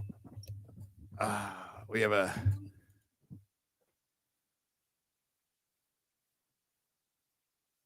Oh, shit. Okay. We lost the content creator from the legal space. You might know him from, correct me if I'm wrong, chat, from Kyle Rittenhouse. And that, you know, when Ricada was doing all that. That's what I think I remember seeing him. I do believe I met him in Anime Matsuri, right, guys? Like 4 years ago. I've read the Dresden Files, Mirror Blitz. They're awesome. This is from Megan Fox's Twitter. Tug did retweet this, but Legal Vices has passed away. I don't know how you tell you this, but it needs to be said. Our friend Legal Vices passed away from heart failure yesterday in Seoul. He lived in Seoul, Korea. The doggies are okay. I'm still processing this, but his audience and all of us love him. So all of us who love him need to know. Also, I'm also sorry for his family and his friends. We love you, Jeff. So he passed away.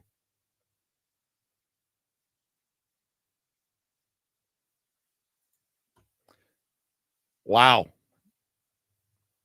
Rest in peace.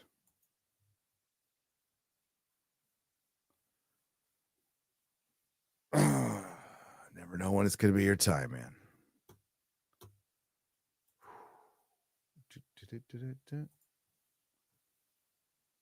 All right. I'm going to just have to get back to soups. Rest in peace, Legal Vices. I can't wait to see the Ultimate Life Form on the big screen next week. Says Vexar for $10. Richard Simmons for $20. I can love you like that. Make you my world. Move heaven and earth. If you were my girl, I will give you my heart. Be all that you need. Show your everything that's precious to me. If you give me a chance, I can love you like that.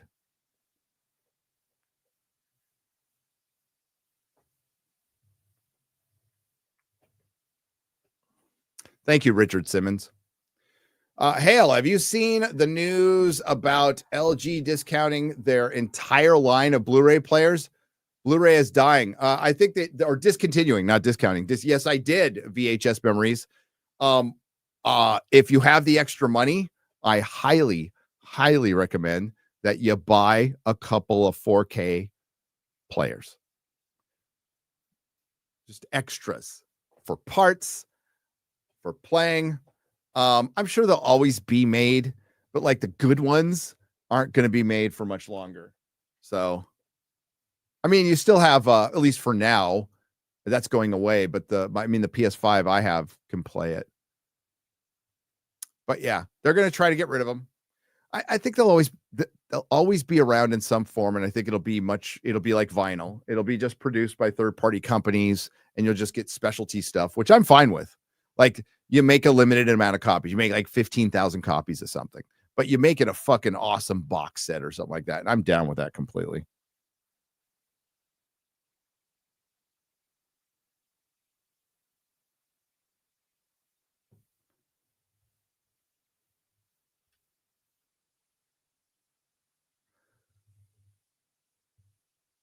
Mr. Jamie Jam for 88.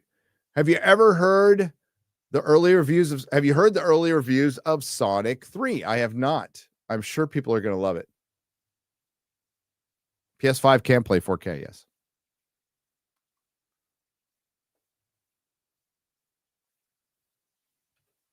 Sonic 3, I have not heard the reviews, but I'm sure people are going to like it. Apparently, it's getting a lot of positive feedback, calling it the closest to an actual live-action Dragon Ball Z film. Cool.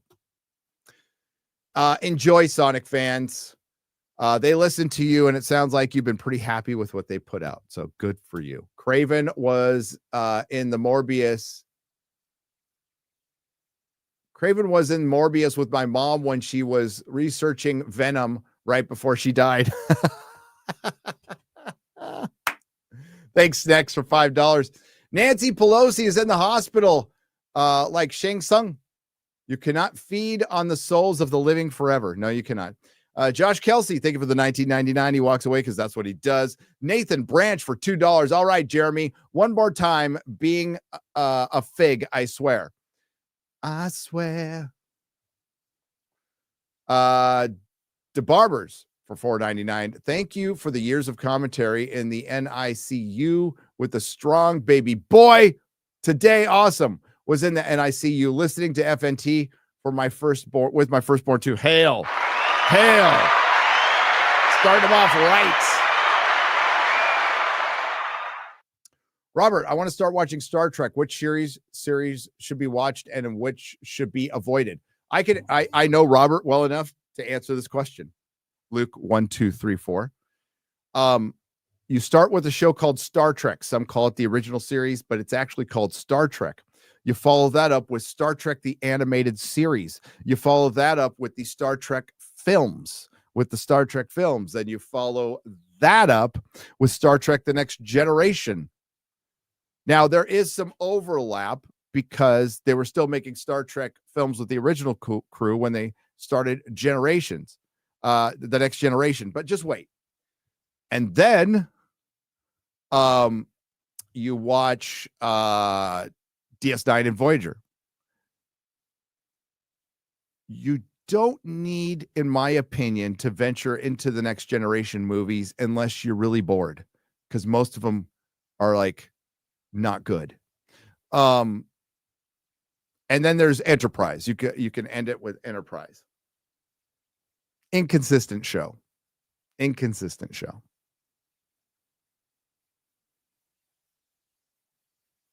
But there you go. And you can stop there. If you want to go further than that, then you can watch Picard season 3 and then end it with Unification, and your Star Trek watch will have ended.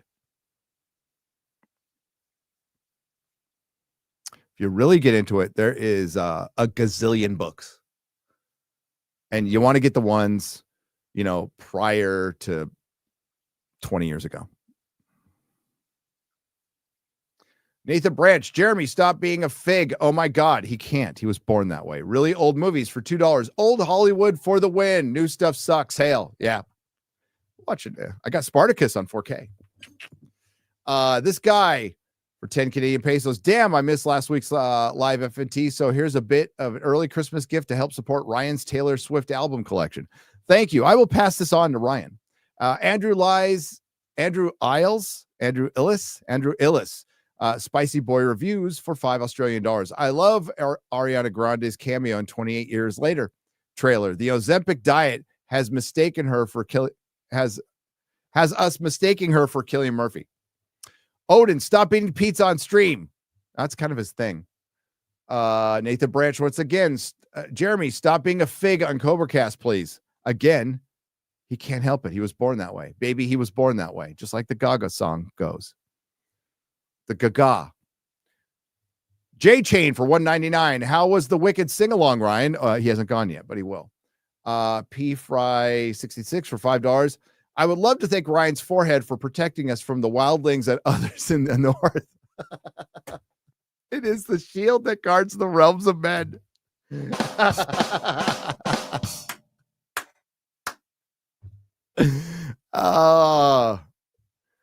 Ryan, do a better job on Sports Wars, you fig.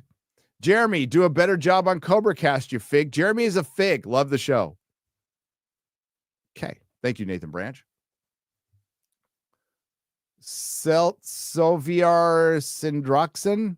Sounds like I just said a drug you can overdose on. Sorry. For €10. Craven should be a villain in the Tobey Maguire or Andrew Garfield Spider-Man movies. No anti-hero in his own movie. I waited so long for a live-action Craven, and this is what we get. Yep, my disappointment is right there with you. I read an article recently that Ryan Coogler wanted to use Craven for Black Panther 2, but couldn't because of Sony. This is true. These characters are villains, not anti-heroes. Craven is a villain. Morbius is a villain. Venom is a villain, but they are all owned by Sony. Marvel would have to pay, and that's not part of the deal. And I'm sure they could have worked something out, but they didn't. Thomas Costigan for £5 RMB. I love Agent Cody Banks 2, Destination London. Yeah, he produced that. Rewatched recently and saw your name. Cheesy, but great to watch after a few beers. Hi, Shad and or X-Ray Girl. Your thoughts on episode 7 of Dan to Dan? I would ask Gary, but I don't care. My Mon robot lies in my bed. Wow. Well, I didn't see episode 7. Okay. I only saw the first 3. What are your thoughts on Dan to Dan, X-Ray Girl? If you're back there. Do, do, do, do, do, do, do. Probably not back there right now.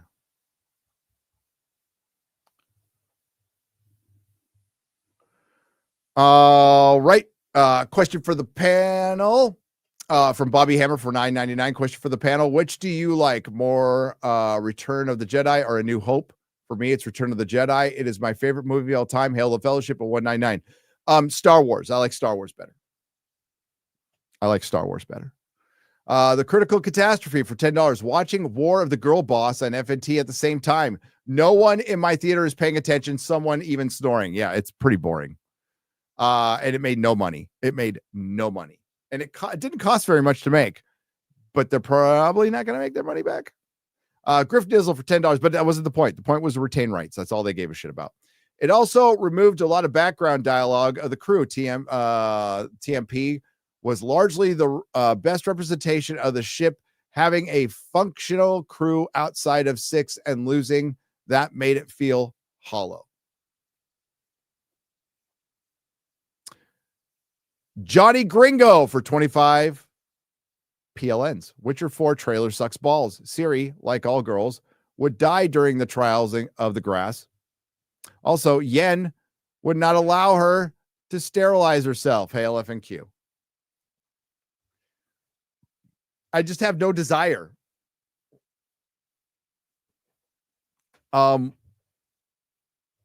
Yeah, I have no desire. I'm not like, who cares? This is where you girl boss too close to the sun. Even when you have been leading to, this girl has been the key to everything in the Witcher series. She's the key to everything in the fucking books, in the game. You're leading there. It's just this. It's a trope that's completely overdone. That really needs to end. It is really over with. I'm so done. So even when it's good, people are like, we're fucking sick of it. Furiosa, great example of that. Like Furiosa was never going to do good, by the way. It was never going to do well. It was George Miller's name and the fact that Fury Road was like considered for a lot of awards that got that thing greenlit. It was not money. It was potential for money, but it was not money. It was not a good idea. It was a very well executed movie. Best directed film I've seen this year. Next counting Dune. George Miller still has it. Like the action's amazing in it. It's fucking great. But you're watching action and the most compelling character was Chris Hemsworth. Anya Taylor-Joy was fine. Like far more acceptable as Furiosa than Charlize Theron, who I think is incredibly overrated. But yeah, it didn't do well because it wasn't going to do well, and it extra flopped because you called it a Mad Max saga with no Mad Max. And if any actuallys come out there and go, well, actually, Mad Max is in the movie for like 3 seconds, eating some food out of a can, and then he saves Furiosa in the middle of the desert, but you never see his head. They always cut him from the shoulder down, so we're assuming it's Mad Max. He had the interceptor. But it doesn't have Mad Max in it. Cameos don't count. Cameos don't allow you to put people complain about clickbait. It was fucking clickbait. Just like Force Awakens.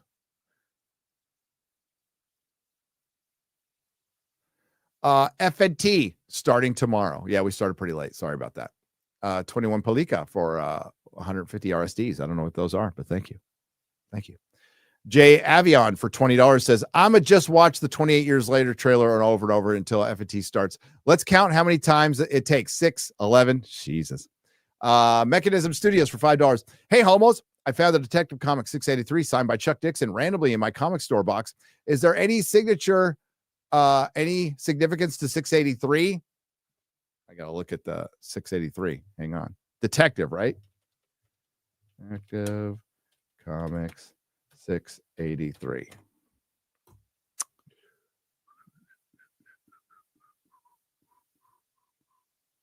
Did I put 683? Yeah, there it is.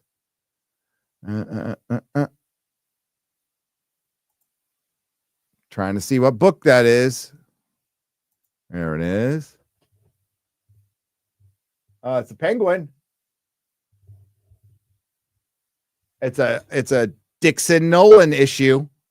Look at that cover.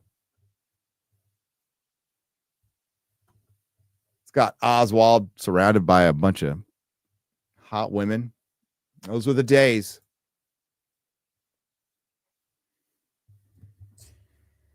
Neil Horn for $10. It's got significance because it's got Chuck Dixon's signature on it. Comic book writing legend. Neil Horn for $10. I was at my local shop and noticed the characters James Gunn plans to put on the big screen, except Superman, are all in the 50-cent comic boxes that no one wants. Gunn's DC vision will fail. Well, I mean, I listen. Creature Commandos probably has nothing to do with the movie, and I have only seen 2 episodes. I haven't watched the last 2, which I'm going to do after I'm done working today. But focusing on new 52 characters is a choice. He really wants to lean into the Grant Morrison stuff because that's probably the stuff he actually read, right? But James Gunn read comics. He's a comics fan. He's a comic book fan. He's an actual comic book fan. I just don't know what he likes anymore. Like I said, I think he's more of a edgelord type, or that's how he sees himself. The term edgelord is, man. Remember all those edgelords from the 2010s and just the last 10 years? Remember the early Gamergate edgelords? Remember all those edgelords? Look at them now. Almost to a man, they're bitchlords. Almost all of them. All of those wacky, edgy dudes, man.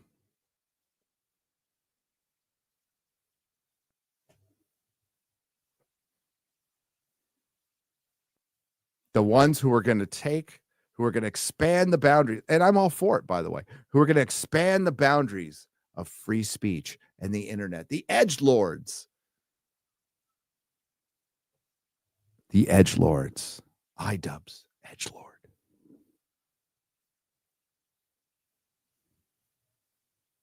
H3H3, edgelords.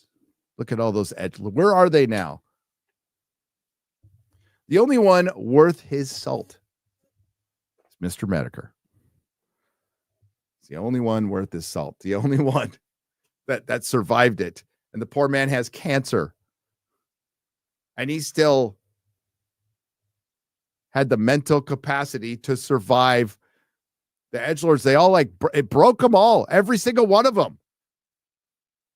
They sit down to pee now. They have to ask their girlfriends for permission for shit. Or they're just crying about other men on the internet. It's fucking sad. It's very sad. Sad state of affairs. But that's what happened to the edgelords. They're so edgy. They all had nervous fucking breakdowns. Except for Mr. Medicare, who had fucking cancer and still can't keep them down.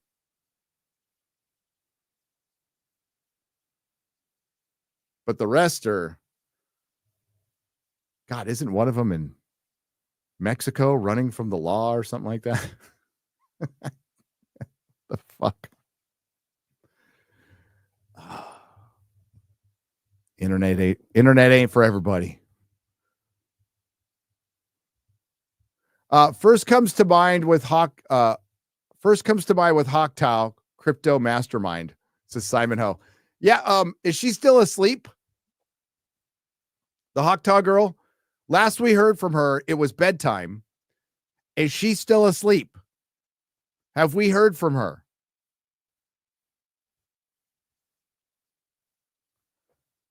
Anyone? I'll check the chat.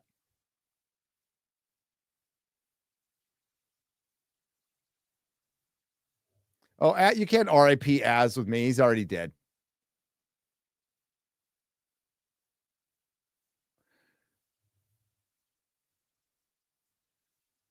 Yeah, Shoe's fine. I said dudes. I was being specific to dudes. Shoe is fine as far as I know. I mean, what does she do? A video a month?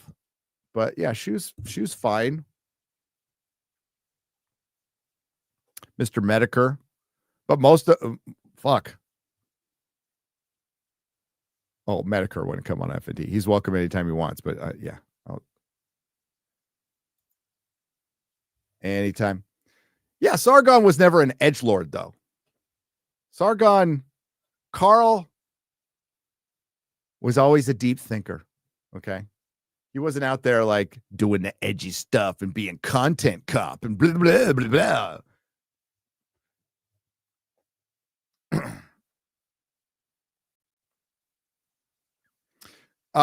Well, I'm not talking. Okay. So I said during the Gamergate era, but it's not everybody associated to Gamergate. I also said the edgelords from the early 200s, like Leafy and all those edgelords as well. I think Leafy's still around, right? Somewhere. And at least Leafy, didn't become a giant cuck.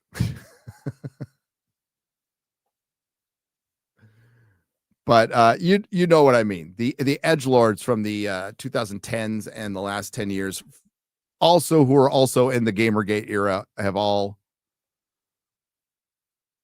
fallen. But Sargon wasn't an edgelord, never an edgelord.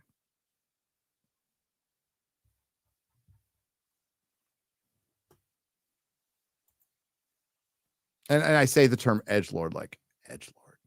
I think they're so bad and edgy.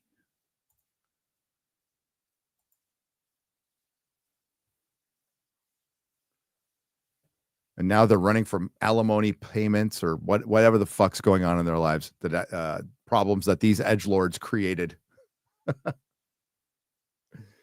Oh, and they redirect it at other content creators. It's pretty funny.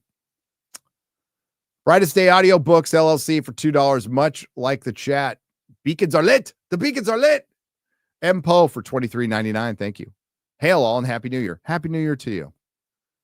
With the glacial speed companies and studios pivot, will they be able to survive until they can flush out all of the message-filled movies, shows, and especially games? I think most won't, i.e. BioWare, BJ 315, they don't have time. They don't. See, that's where this 20th century model of scripted entertainment and even publishing and stuff, that's why it's starting to fade, because the world's moving faster.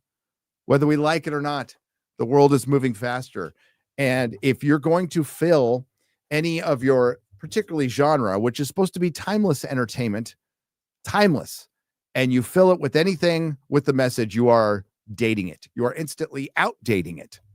And that's what they're figuring out. And boy, are games going to suffer even worse, much worse. Like movies, at least, and TV can turn around faster. See, it's hard to turn around when you're genre because it's all fucking special effects. But if you're a show like Landman, you do what, 30 to 60 days, maybe 80 days principal photography. Then you're in editing for 2 months. Like you can flip Tulsa King and stuff like that around quick. No, stuff like the Rings of Power takes a year. House of the Dragon takes a year. So it depends, but television can move faster. Obviously reality can move faster. After that, film, and way after that, games. But are they going to fully change? No, they're not. They're not. I don't expect progress, not perfection. That's what we're looking for. But going back to the original argument of The Last Jedi coming out, and a lot of people just expected things to, like, after the Last Jedi backlash, they thought that was kind of it. And not understanding that was the very, very, very, very beginning of something that we didn't create. Okay. A culture clash that we did not create. We just simply reacted to. That's still going on and will still go on. And, I don't blame people for getting tired of it. And that's up to you.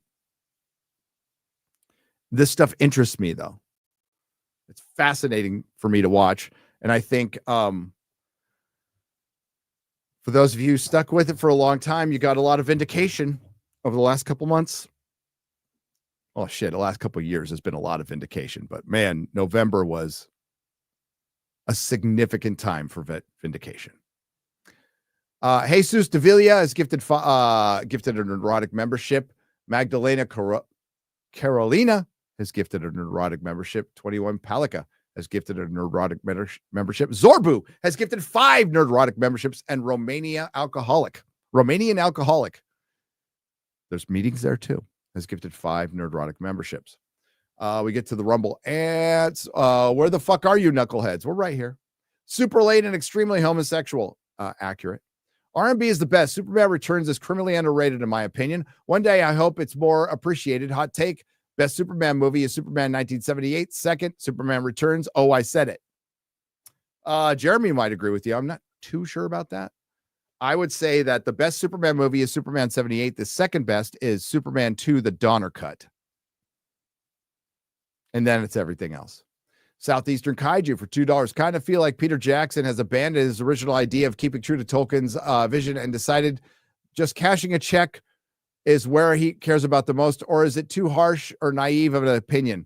I think it's a little bit of both. I mean, listen, the original Lord of the Rings trilogy was lightning in the bottle. It will never be redone again. And Peter Jackson and Philippa Boyens are super uber progressive left people. And I think over the last 8 years, ideology has poisoned a lot of people's minds who were very good and creative. And I think it's broken them. I know it has. I just know it has. We're down to the hunt for Golem now. Is there any hope it'll be watchable? Watchable, maybe. It's an anticlimactic story. It does not need to be done at all in any way, shape, or form. I don't know how it makes a single movie, much less 2. And then you're gonna have to recast everybody or de-age them, or it's gonna have to be animated. I think the only acceptable way is if they animated it well.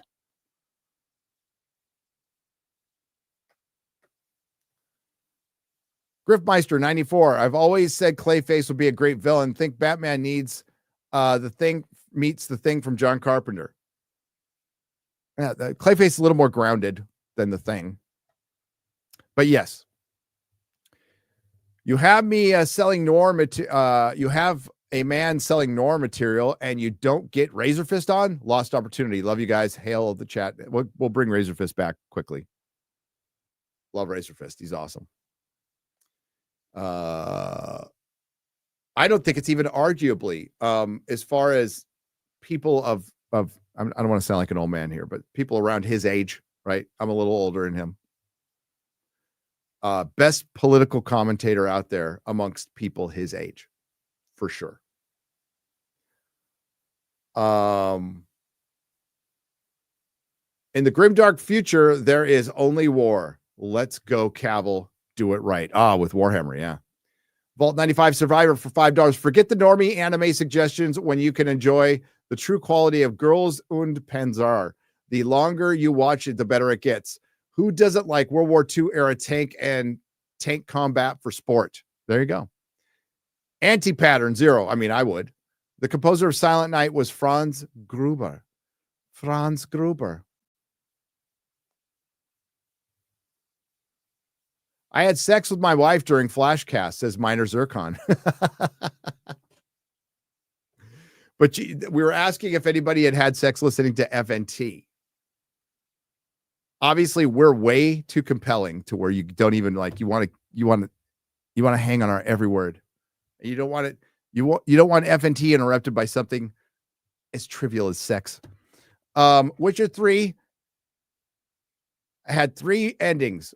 By choosing the Ciri Witcher ending, they removed the resolution that would have brought about the most peace to the world. It also means the player's choice didn't matter.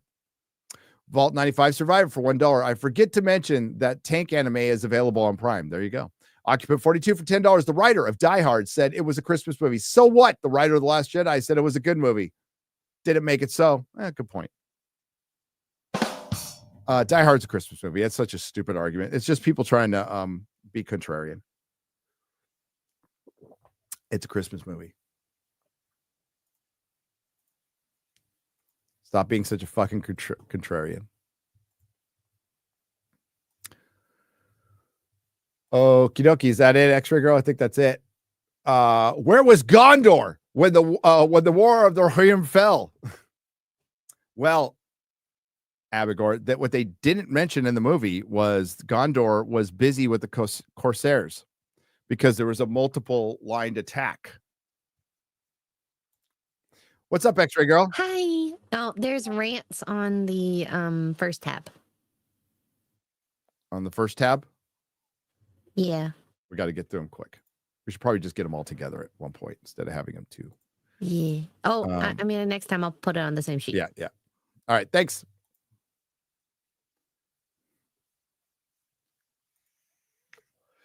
All right, let's see. I could hang for like 5 more minutes. Let's go.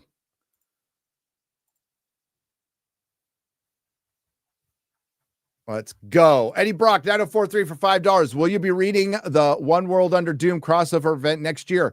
Doom's new Sorcerer Supreme? No, I won't. I can answer your question, no. Marvel did him so dirty in recent years. I prefer him staying Infamous Iron Man. No, I do not and will not ever purchase a new Marvel comic again. My watch has ended. My reading has ended. I read Marvel comics since I was 6. So we're going to say 46 something years. Over 4 decades of reading Marvel comics. My watch ended. Done. The only DC comics I have purchased since I stopped was is it the Deadly Duo? It was Batman and Joker teaming up. It was a Mark Silvestri comic, and I just like Silvestri. And I bought it secondhand on eBay. Not touching any of it. The only new comics I buy are some Titan, because I buy Conan. I got some of those Transformer Image books and Mark Millar stuff. That's the only new shit I read from major publishers.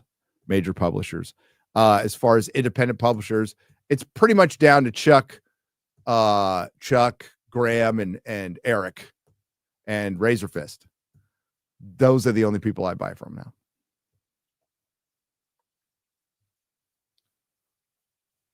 On any type of a regular basis. I mostly spend my money on back issues.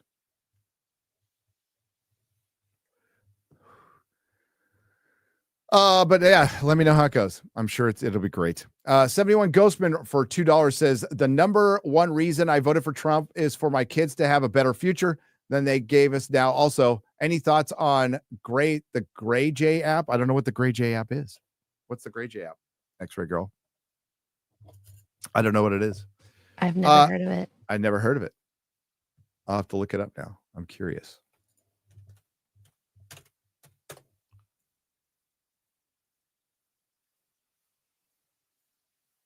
Oh, follow creators, not platforms.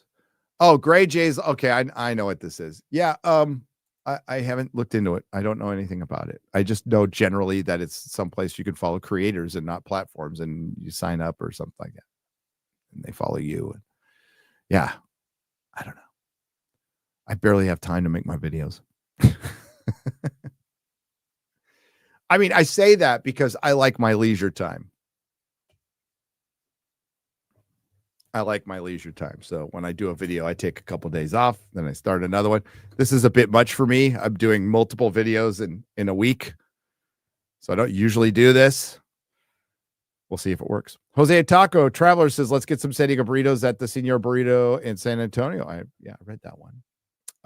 Saint Bowser for $5. Gary, just admit it. You don't like Bon Jovi because he got to wish R2D2 a Merry Christmas and you didn't. That's it. That's exactly why. Pedantic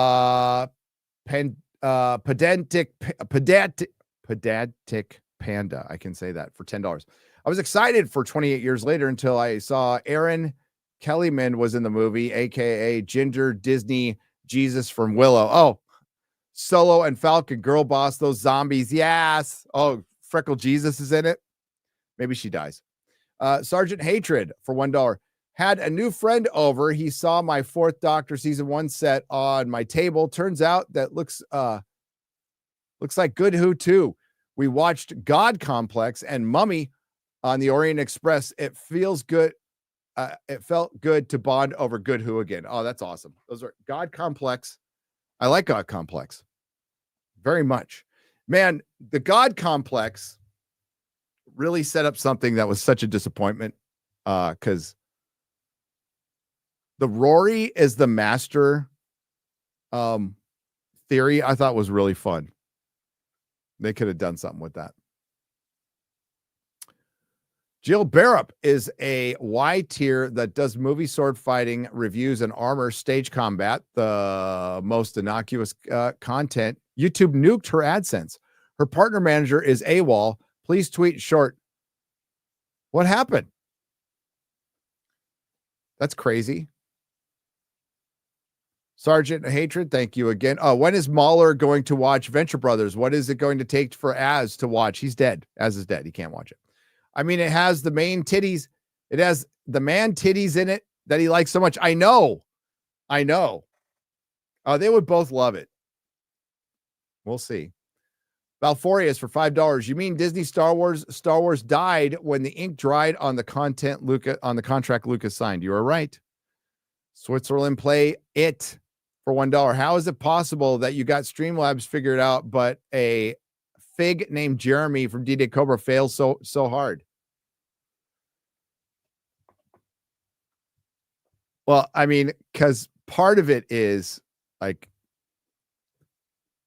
where I'll get distracted and screw up on streaming. I know how to set up streams. I know how to edit. I know how to edit professionally. I know how to do a lot of things. I know how I'm self-taught on pretty much self-taught on Photoshop, Final Cut Pro, despite some training but I had already taught myself most everything. Self-taught on most of that stuff. I help design menus for Blu-rays. You know that, right? Over 300 separate Blu-ray titles have my hands involved in the making of the menus. But yeah, Jeremy is a fig. Balforius for $5. As I said, I told my dad that Disney killed Han, Luke, and Leia in that order without sharing a minute of screen time together, and that's suicide. That's like killing the Fonz in Happy Days. I know. Matthew Hammond for $2. When does apathy set in for you with Star Wars? It's already there. Where you read the headline and you immediately go to Jeremy Clarkson meme. Oh no, anyway, and to the next article. I mean, I'm there already, Matthew. I'm the only thing that garners interest for me is mocking Lucasfilm. Mocking Lucasfilm is the only thing that's interesting for me for Star Wars. And you want to know why? I'll tell you exactly why.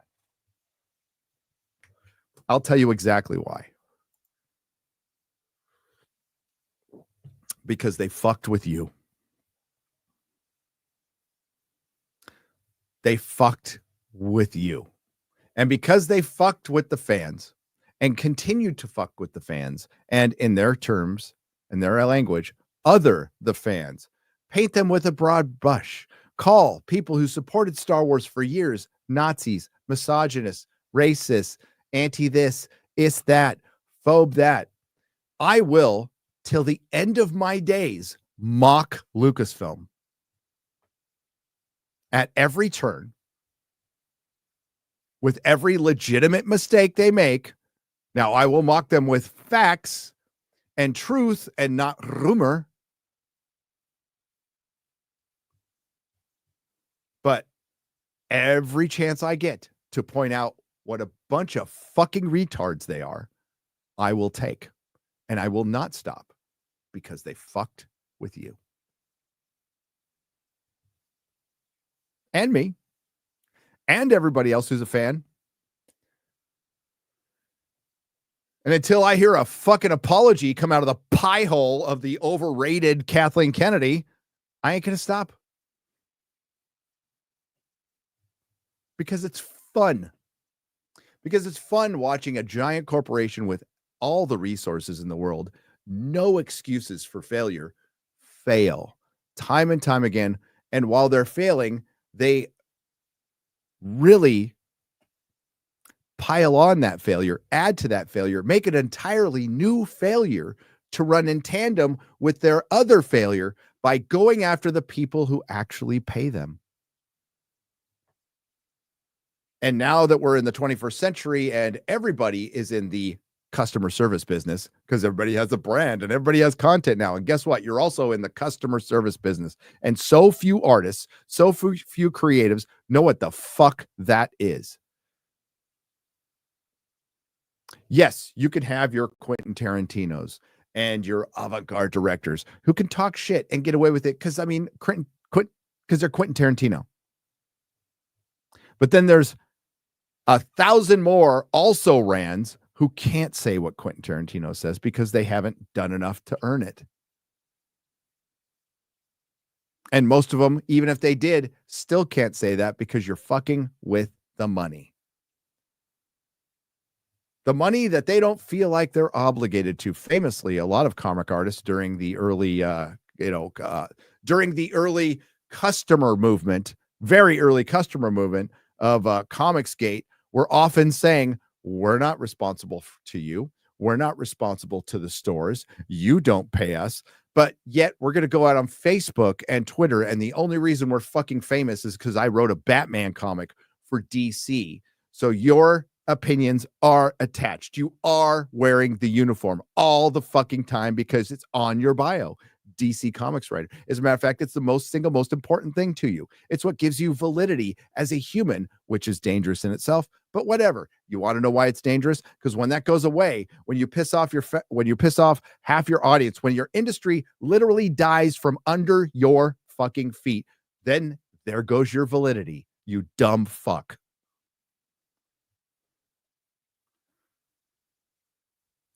So then actors started doing it when all they needed to do was shut the fuck up. But instead, they went after you.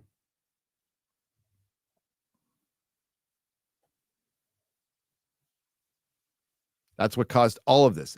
It's one thing to make a shitty movie. It's one thing to set out to make a shitty movie, to set out to gaslight and piss off the audience. It's another thing to then get pissed at the audience for having a natural reaction to it. A very natural, authentic, real, honest reaction, which is The Last Jedi sucks. And then a bunch of shill content creators who do fucking live streams, sponsored live streams at Denny's, get all upset that the movie they shilled for sucked. And instead of getting mad at the company, they got mad at the fans. And where's Collider now? Where are all of them now? Why? Because they weren't being real. They weren't being authentic.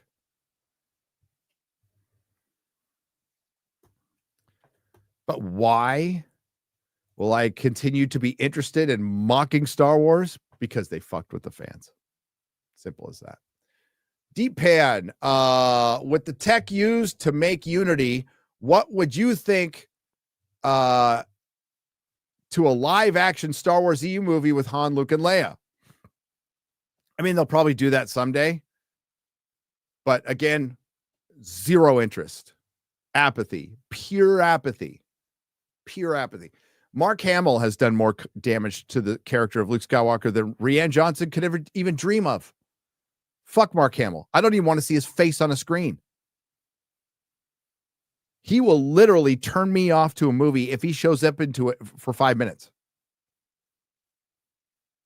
I mean, he's in one of my favorite movies, The Kingsman. I mean, aside from Star Wars. And the only joy is his head gets blown up later. V Cruz 27 for $5. Gunn's Superman is going to be released near Fantastic Four and Jurassic World 7, I think, which I don't know if it's good for the box office wise. It's good for theaters. It's good for theaters. We'll see what happens. I tell you right now, James Gunn's Superman needs to do better than Jurassic World 7 and Fantastic Four. Period. End of story. It needs to do better financially. Will it? But it needs to do better. James Gunn's Superman needs to make $1 billion. Period. Particularly with the budget of $300 million, it needs to make $1 billion. Poor Master. The Last Jedi is how I discovered Robot Head. I love Robot Head, which led me to Critical Drinker videos, which introduced me to you from Open Bar. Oh, cheers. Love Robot Head. We got to get him back on FNT. Yo, won't tell her why. Fill out my form. A. Form A is wrong form. Fill out Form B. Form B does not apply. Rinse and repeat. Says J Thoma 8318 for $5. Is that it, X-Ray Girl? I think that is it. We got to go. I got to fly. I got to get to work here. So, thanks everyone. Thanks to the Nerdrotics. Thanks to everyone who super chat and donation on Friday Night Tights and here. You help keep the lights on. Thanks to all the lurkers. It was a good one today. Had fun today. And we'll see you tomorrow for the real BBC. It'll just be me and Mahler. Just me and Mahler. We'll see how that goes. But it'll be on my channel tomorrow. And I'll see you guys later. Thanks, X-Ray Girl. Thanks to all the Nerdrotics. Ciao.